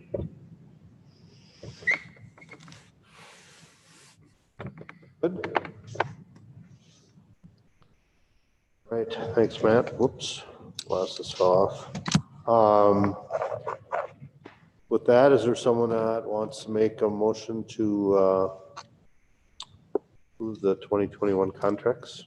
So I'll move to approve the 2021 union contracts. I mean, there's not a thing there, but yeah, that's looking at how to phrase it. So yeah, I'll move to approve the employment of the employment contracts for 2021 between Chaska and Teamsters Local 320, Lulls Local 210, Lulls Local 447, Lulls Local 385, effective January 1st, 2021. Okay, so I have a motion by Councilmember Wong, Second. second by Councilmember Hadfield. Union contracts discussion. I think they're pretty straightforward to what we've done in the past. Yeah, I just want to make a special comment to all the employees. This has obviously been a really difficult year, and this probably isn't what people hope and expect for when they look at annual raises, but this is a difficult time, and I just want to really thank them for just everything they've done over the last year, and then just understanding what a challenging year this was. So these aren't the discussions you like to have, but I thought everybody had a good discussion, and I think it helps that we're only looking at this over 1 year and saying, how do we get into that next 2022 year? And I was just kind of going to go there, that they're willing to accept a 1.5 is I'm sure some bending and some not things that they wanted to do, but I too appreciate that fact that they're willing to realize the state of the world right now and to accept that. And a 1 year, I think, is a wise move at this point. That just it gets us as a city through it, and then that we can see where it's at next year and go from there.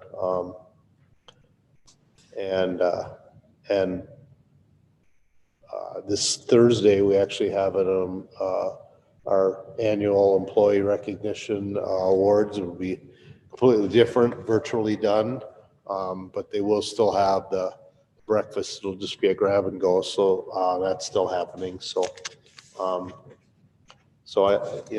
just think that's always a good event. It's fairly quick and recognize people. Little breakfast and little time off to hopefully get to know their other people working here and stuff like that. So, but again, different this year. All right, we have a motion and second. Any further discussion? Hearing none, all in favor signify by saying aye. Aye. Aye. Opposed, same sign. Motion carries 5-0. All right, we move on to 8B, which is adopt resolution 2021-7, resolution calling for a public hearing on establishment of a TIF district number 24, Chaska Creek Industrial. Here, Councilmember, I'm going to turn this one over to Nate. All right, Mayor and council members, the item in front of you is a resolution calling for a public hearing to establish TIF district number 24. which it would be TIF district number 24 over in the Chaska Creek industrial area. And so this is a project that on January 25th was in front of you all for the preliminary plan. This is the Arboretum industrial project in the Chaska Creek Business Park. The project proposes to develop 2 industrial buildings. The first building that the developer, which is Arboretum, plans to build, or at least the way they're looking at it currently, is on Outlot E, which is the more southerly lot. It's a 168,000 square foot industrial building. The second building would be on Outlot A, which is about 133,000 square feet industrial building. So those buildings would create pretty significant tax base in the community. They're also the first industrial users to locate in that Chaska Business Park, which has been targeted for that use for some time. In addition to that, as the 2 leading buildings in that area, they would be drawing up some significant infrastructure extensions to that area, including sewer extension up Creek Road, water connections, the connection of Chaska Creek Boulevard to Creek Road with the roundabout that's planned there, urbanization of Creek Road for areas that are serving that proposed development. In addition to that, the sewer extension in particular would eventually serve the entire industrial expansion area that's targeted for the west side of of Trunk Highway 212 as it runs north-south in that area. So the area that's really ends up being fed by the new interchange off of County Road 44 is also served by this sewer extension. And so, as is consistent with city and EDA policy, the industrial development is eligible for TIF assistance. The industrial project would qualify for an 8-year economic development TIF district.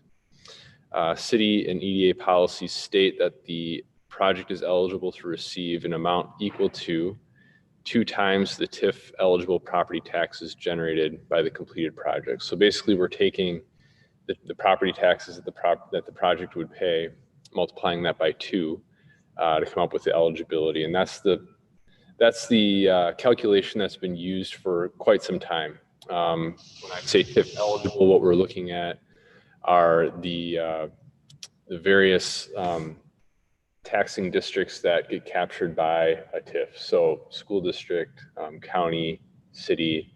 There's a few special tax districts that are a part of that as well. But what's not included in that would be like school district referendum levies. There's a state levy that's applied to industrial and commercial properties that the city doesn't capture through a TIF. There's also the local contribution that the city is that's a regional piece that the city contributes to that gets redistributed among regional cities. That's something that's not captured through TIF, and so we're not including that in our calculation. So really it's about, what are we capturing in TIF? How do we contribute that to the project? So in total, across those 2 buildings, what would be contributed to the project is approximately $700,000. So that's the round number. It would be something a little bit different as we go through the analysis and come to the agreement.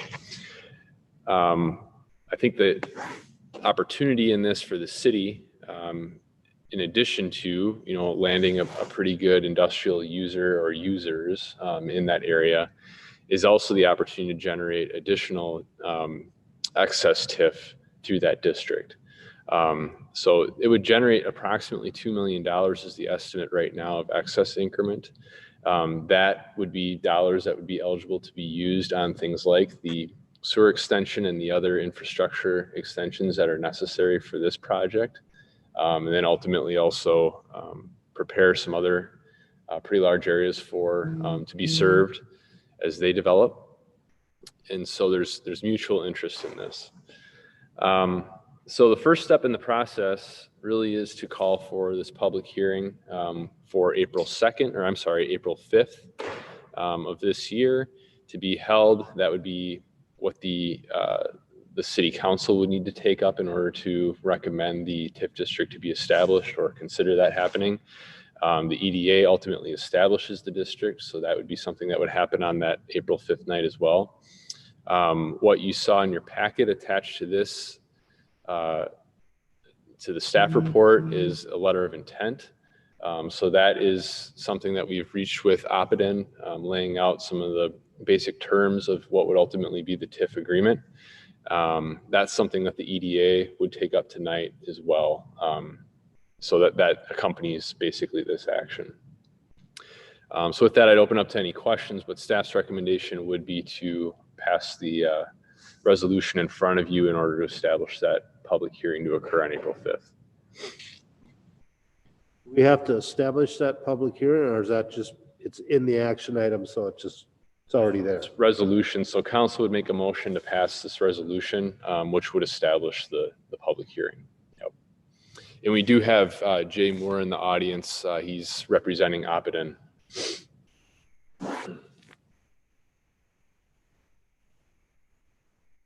Any questions for anyone?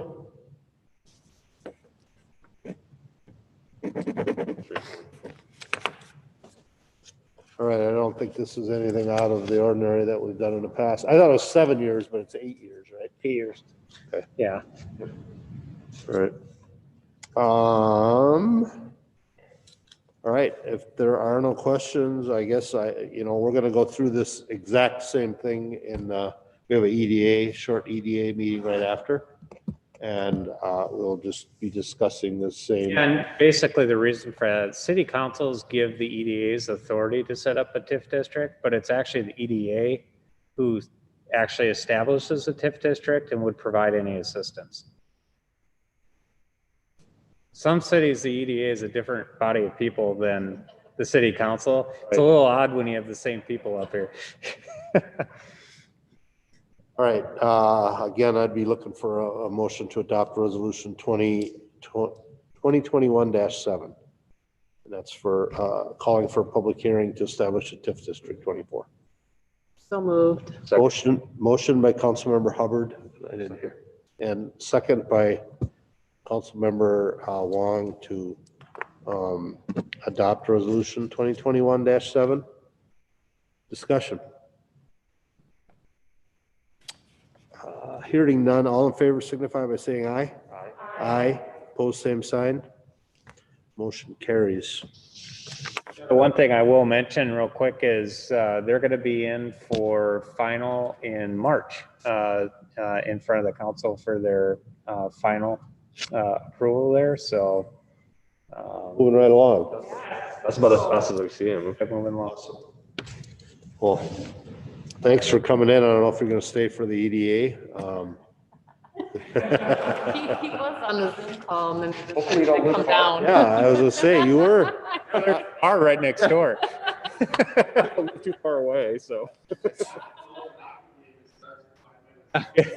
Maybe he walked here from the beginning of the meeting. Jay was logged on Zoom, and then he asked me That's what I mean, and then. I said, sure, if you want, Like but logged in, started watching. that's just dedication, so. I don't know if you wanted to come up and say anything, but you don't have to. But you'd have to come up here if you did. Like, just state your name and. Jay Moore with A.C.T. Good evening, Mr. Mayor and members of the City Council. As you stated, I was watching and kind of following along the way here, but thanks for taking time on this topic. It's an exciting project, and we're excited to invest in the city of Chaska, but we do need a little help and assistance along the way, so we appreciate the consideration. Awesome. And we've been working with staff for several months on all the behind the scenes issues and making good progress. So thank you. I see the signage. Community. Yeah, great. So you are looking at building then this year, if you're moving that fast, is that right? Oh, yeah. Awesome. Always good to see action happening, so. Out some, but there are always challenges, but. Anytime you put a shovel in the ground, there's a challenge. Yeah, exactly.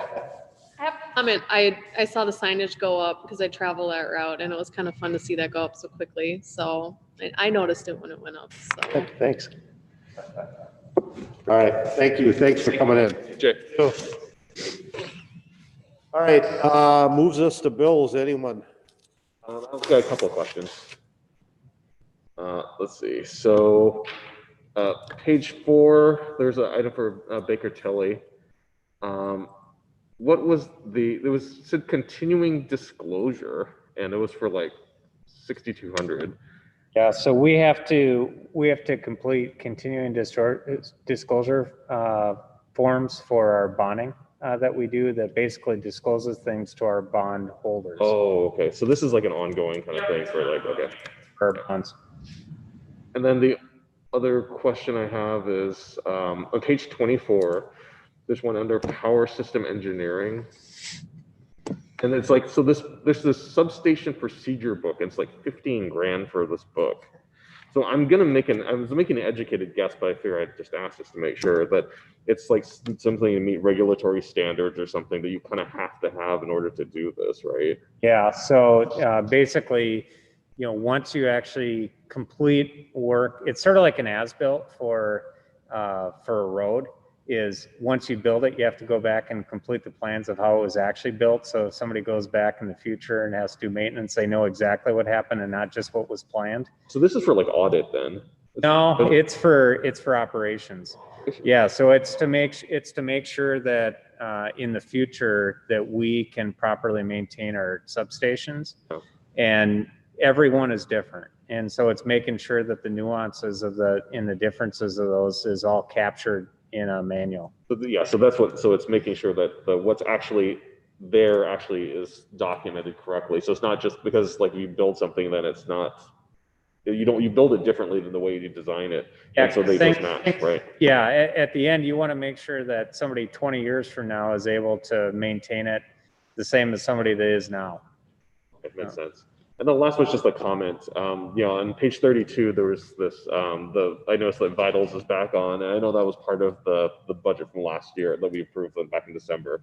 So it's good to see that the police department's like back on that again, which is a good asset. So, yep. So that's all I've got. Okay, anyone else?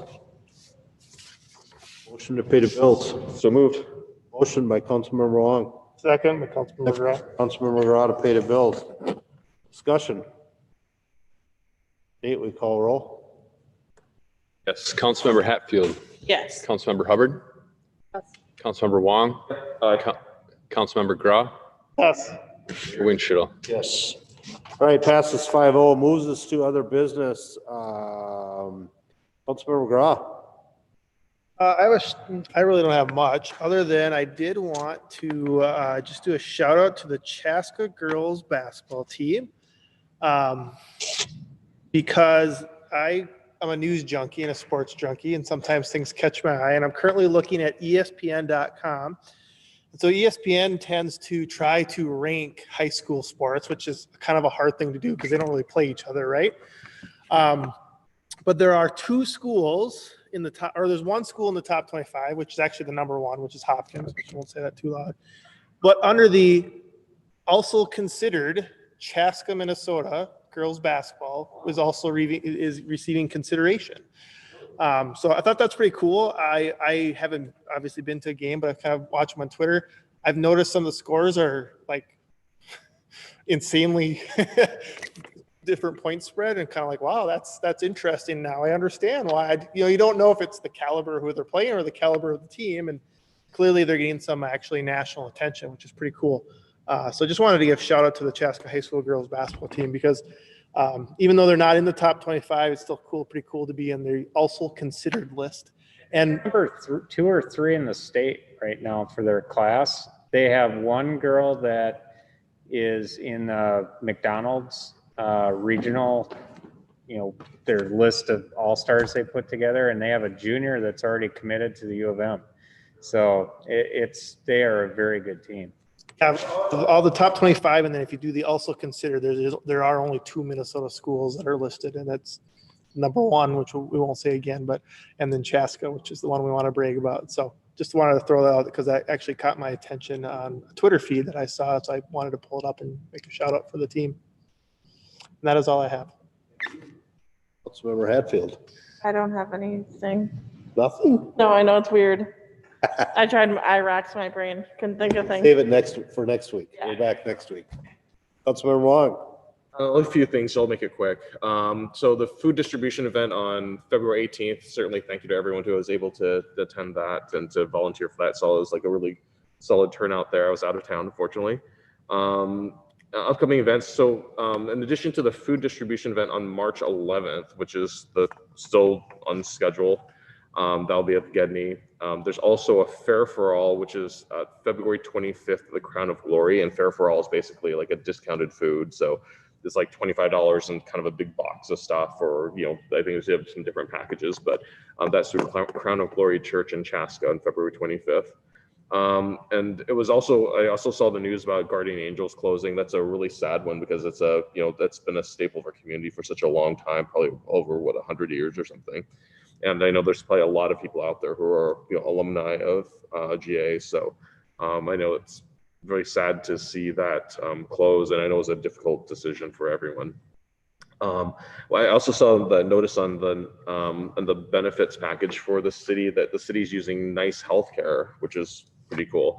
I know the company I work for actually uses it, and just hearing from what I hear from my colleagues, everyone who's used it has just raved about how awesome the service is. I mean, people, when they have sick kids, Or see you at home, and you get the prescriptions delivered right to your door. Yeah. And the insurance company loves it because it's cheaper, but it's a better service for the employees. So it's a cool service. it's really cool. It's better service. It's cheaper for the employees. It's cheaper for the insurance companies. It's kind of, a lot of people are just like, wow, this is the way all healthcare should be like this. I mean, it's just really, really super positive. And, whether it's taking care of the little kids or for themselves, it's everyone, all of my coworkers have been saying it's absolutely fantastic. So that is all I've got. Councilmember Hubbard. Just quick. I did attend the food distribution drive this last Thursday, and I was very grateful that they postponed it a week because it made a really big difference in regards to the temperatures. Everybody was really happy. I did a little bit of a different role this year. Instead of throwing food in the car, I actually went and filled out the information. I found that job to be really interesting just to see, in the community, where people were coming from, zip code wise and things along those sorts. So, but when you, Matt, had noted in your biweekly that 20,000 people had been served, I was wondering how many of boxes of those, food packages I've actually physically put into trunks, but I couldn't be happier. And Matt, or Councilmember Wong, you had mentioned about the next one. So also just this month being Black History Month, some of us, I don't know if anybody else had gotten the invitation to sign up for the 21-day racial equity challenge that was hosted by another city. So one of our neighboring cities, that wrapped up. I haven't been able to look at every single day, just with our email servers going down, but I did dive into kind of some of the main points, and it was a really great community or involvement event over the course of the month. There was a lot of different topics. I liked how it was all laid out. I'd love to see Chaska do something like that in some sort of form and aspect. We don't want to model ourselves after St. Louis Park though, so. No, it was a lot of great information. It was almost overwhelming for each day, but I thought, if you could take a kind of a snippet of something similar. It's actually interesting. The city of St. Louis Park for years has really created a pretty robust training program that they allow other cities to participate in. They do a really nice job. Yeah, no, it was really well done. I like the way that they broke down each day. I like that they have different media, ways of consuming, information, whether it be video or something to read, or something to interact with. So I just wanted to highlight that. And then also kind of along the same lines, I got invited to listen to Brian Stevenson. For those that maybe aren't aware of the name, he was the lawyer who was, his memoir was made into a movie, Just Mercy. So he, helps try to overturn death penalty convictions, really working with racial equity. And he talked about racial justice and the path forward. And it was just an incredible speech on his behalf, just kind of talking and highlighting some of the narratives that I think that as a city official, just as community members, we could all follow to kind of build on that momentum towards racial justice in our own community and then, you know, outward. So, and then lastly, I just want to mention the passing of Barb Kohlhopp. Barb was a really special woman, and I think she was not only special to me, but just to all of the city of Chaska. You know, I had the honor and privilege of serving with Barb on the Human Rights Commission for a number of years. And in fact, she served like 3 terms, which is, you know, 9 years, and then she couldn't serve. She took a year off, and it was kind of sad because, you know, I just loved seeing Barb and everything. And she, you know, would participate. She just wasn't a part of it. And then she came back on to serve again after that year, which I thought was just awesome to be able to continue serving even after you've served the 3 terms in a row. I had an opportunity to attend a virtual service. I don't know if anybody else did, but I thought it was really well done. It was a nice introspective of her life, just with the slideshow of all the images, just to kind of see how close she was with her family and her community. And I just felt like it was just a wonderful presentation. But I just want to let everybody know that she'll just be really missed. So I would echo that. I missed the opening part of the service. I kind of forgot about it, and then I started watching, and I thought it was very nicely done, and I was trying to comment, but I wasn't able to on the services. She's that resident that every city wished they had. I mean, she's very pleasant. She's always big smile on her face when you greet her. She always wanted to greet you. Just well-spoken and just well-respected. I mean, when Barb went into the room, everybody went to her. And that just is a real tribute to what kind of person she was. So yeah, you're absolutely right. She will be, she certainly will be missed by the community as a whole. So it was a great service that they had for her, so. and that is all that I have. Okay. All right, over there, Luke, anything? You talking to me? No. She was very special to Chaska, Barb, and I have nothing to say. Nate? Got nothing. I just wanted to mention about the federal stimulus package going through. So we have had an opportunity to reach out to all of our congressional delegation. I've actually heard back this morning. I talked with Karen from Senator Klobuchar's office. We've talked with Zach from Congressman Phillips' office, and it's really appearing, talking to them, that this has a very strong chance of being approved. That was the one part. It was actually one of the difficult parts of the last stimulus package, was the local aid component of it. This time it seems to have a lot of support. And you know, I put in biweekly, it's a significant deal for us as a city. I mean, the community center, and you know, this facility to a certain extent, but this is smaller, but especially the community center had such a huge impact financially from being shut down, you know, over the course of the year twice, you know, losing 50% of our memberships. And so being able to now have this assistance to be able to help to recoup some of those lost revenues is going to be a really big deal for us. So it does look like we'll be about $5 million based on the numbers that are out there now. Chanhassen, similar. Carver County is, I think they said $21 million. So there's just a lot of assistance that will really help sort of recoup what was lost during the pandemic. But a huge thank you to our congressional delegation. I mean, they just hopped right on this and were very helpful in the process. They expect March, they said March 14th, but I think they meant the 15th is when it looks like they're gonna target for consideration of a final bill. U.S. Treasury has 60 days to get the checks cut to the states, and then the states have 30 days to make that distribution to the cities. So we expect somewhere in that June timeframe that we'd get that, assuming everything passes through. So some good news to help us as we're coming out of this pandemic. And the other part of that, those letters being sent is for the state not to put some ungodly restrictions on it and delay getting it out to the cities. Our hope is that they turn around and move it through quickly. So we're working with not only our, our national delegates, but we're working with our locals to make sure that we get that. And yep, and I did hear back from both Representative Bowe and Senator Coleman saying that they appreciate us getting that over.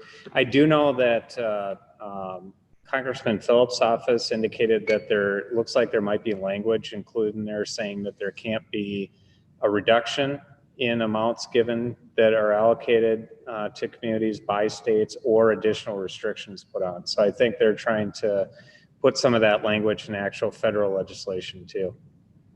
that'll be great. Yeah. That'll be great. All right, anything else? All right. I really didn't have much. I just want to touch on a few things. We are back here again next Monday, March 1st. We'll have a work session with Southwest Transit. And then we'll have, it says we're going to have a short council meeting. So generally when we're back to back like this, chances are we'll be hopefully in and out rather quickly.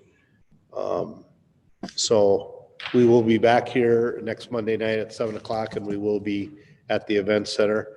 I want to touch about one thing that happened within our community that two of our employees were able to do to help our senior population is Julie Janke, police officer, and Joan Seedorf from the community center were able to secure roughly 120 vaccinations for some of our, not necessarily, just our senior population that don't necessarily have access to computers or rides. They were able to set up busing from Southwest Transit. So Southwest Transit came to their buildings, took them to the vaccination site.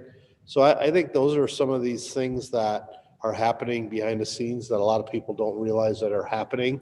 And that's really a big thing that we're able to, that they, not we, that they were able to secure those through Ridgeview to get these folks in and get vaccinated. Because they otherwise, that's part of that population that sometimes gets missed.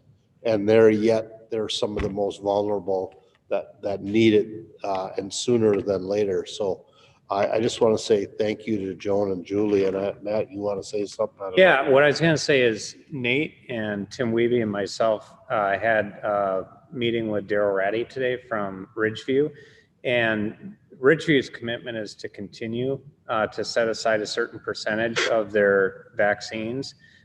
If we're able to secure through public health, being able to get reimbursement for those. And so we're going to be meeting with public health to do that. But the concept would be to use what we did last Friday as a model to use in like Riverview Terrace, Brandondale, other communities within Chaska that have difficulty with access to technology and access to rides.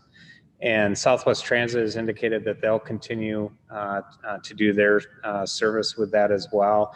And we're going to have to go in sort of stages because like right now it's focused on the 65 and older. And then we'll have to come back into these communities in the future when we get into general population, because there's going to be certain neighborhoods that, there's going to be people under 65 too that are going to fall in that same category. So we're going to come up with sort of a system of how to get into some of these more hard to reach and serve parts of the community. So this was a fantastic model and a way to kick it off. And what we'd like to do is to show that it not only could be done here in Chaska, but something that could be done in other Carver County communities as well. That's pretty cool.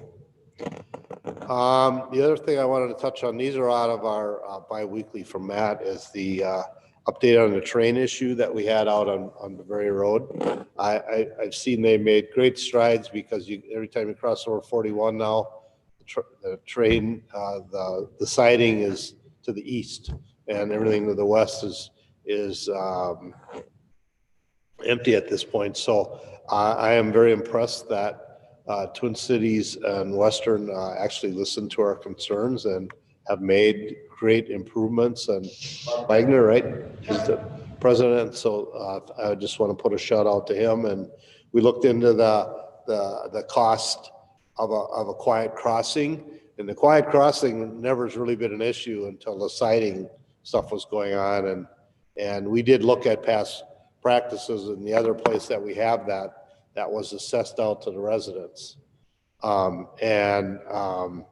So that would be something that would be done the same way. It would be, part of the burden of the neighborhoods if they want that quiet crossing. So we'll see more to come. And maybe just by moving all of that siding to the east, that has helped eliminate those issues. And I don't know if anybody from council's gotten any calls one way or another, but I have not. So that's a good thing. So the residents were pretty happy with Twin City Western. I mean, they made a point of saying that. The thing we talked about is, someday that section of Pioneer Trail is going to be expanded to 4 lanes. And when that happens, when you do those types of projects at that point, there's no incremental increase in cost. And so doing a silent crossing at that point would be really no cost to any resident. And so we really did spend quite a bit of time talking about, there's a cost to doing it immediately compared to just looking at long-term, where do we want to get to? And so, so I thought we had a good conversation about that too. And we sort of left it with the neighborhood groups to talk about, is this something they're interested in expediting? That we could go through that process, or does it make more sense to look at, when improvements are done in that road, that you'd actually put that silent crossing in at that point? Because at some point it would not be difficult to put in if you had to expand that to 4 lanes. Right. Last thing, we're starting to have some conversations about summer events. Most of our summer events are pushed to fall. So Fire and Ice is tentatively still planned for October 15th, which would coincide with the Chaska Fire Department's 150th anniversary of existence. So that should be a fun time. If anybody was around when the fire department had 125th celebration, that was quite the fun time that was had. And why was it 125th? Because they missed the 100-year celebration. So we settled for 125, and we had to do something.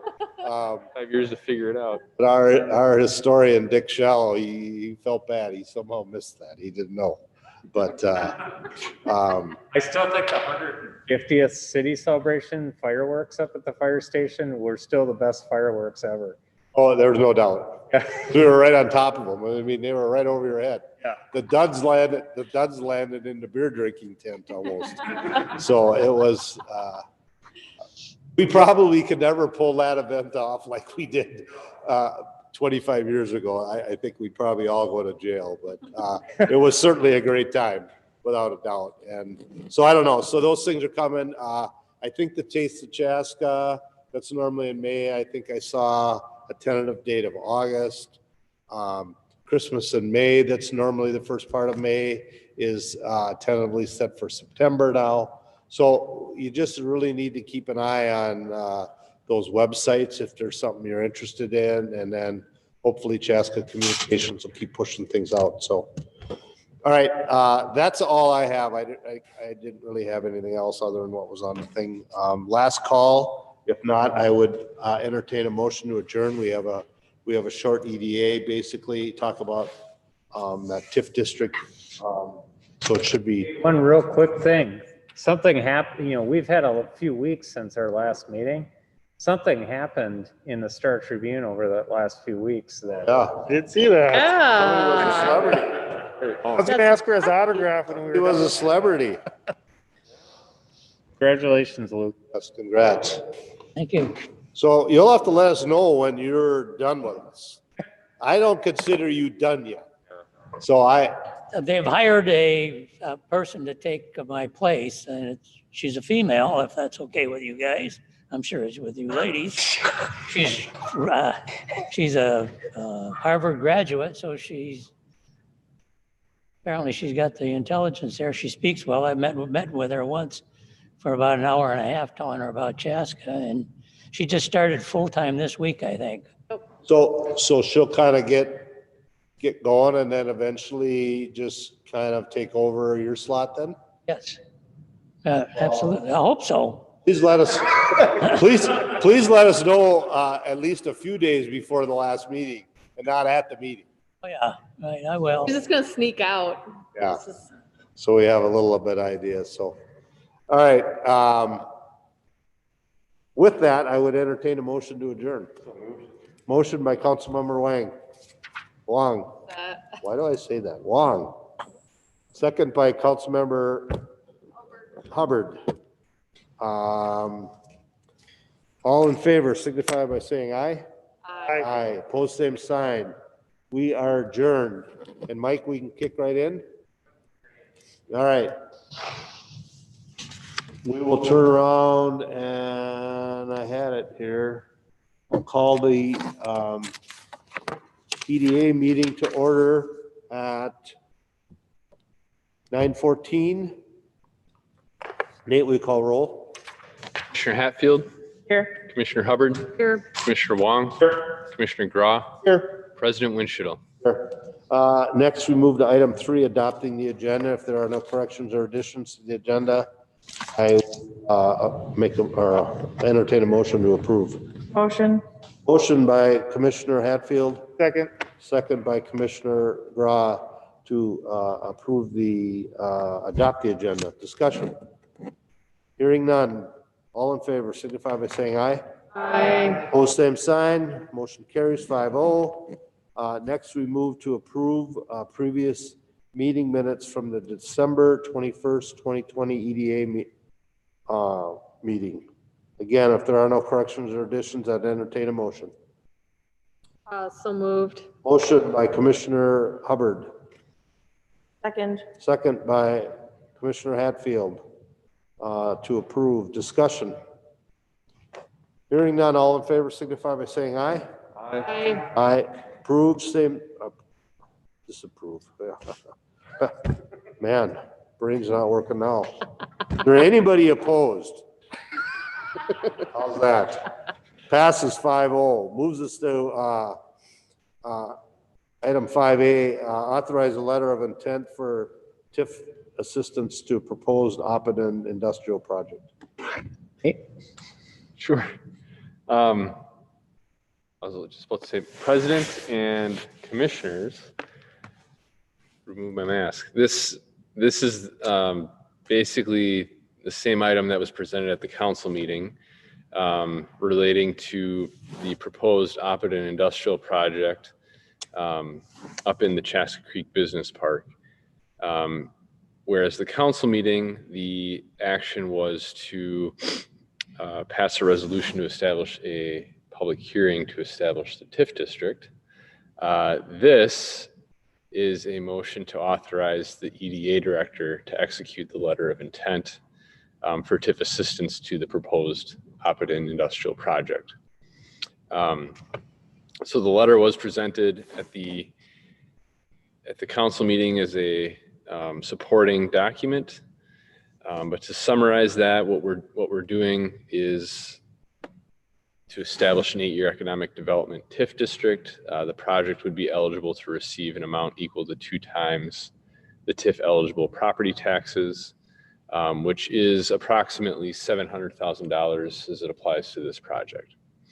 So the letter of intent really outlines the details of what would ultimately be a TIF and development agreement, which would be brought back to you all sometime, on April 5th, when the public hearing is held to establish the TIF district.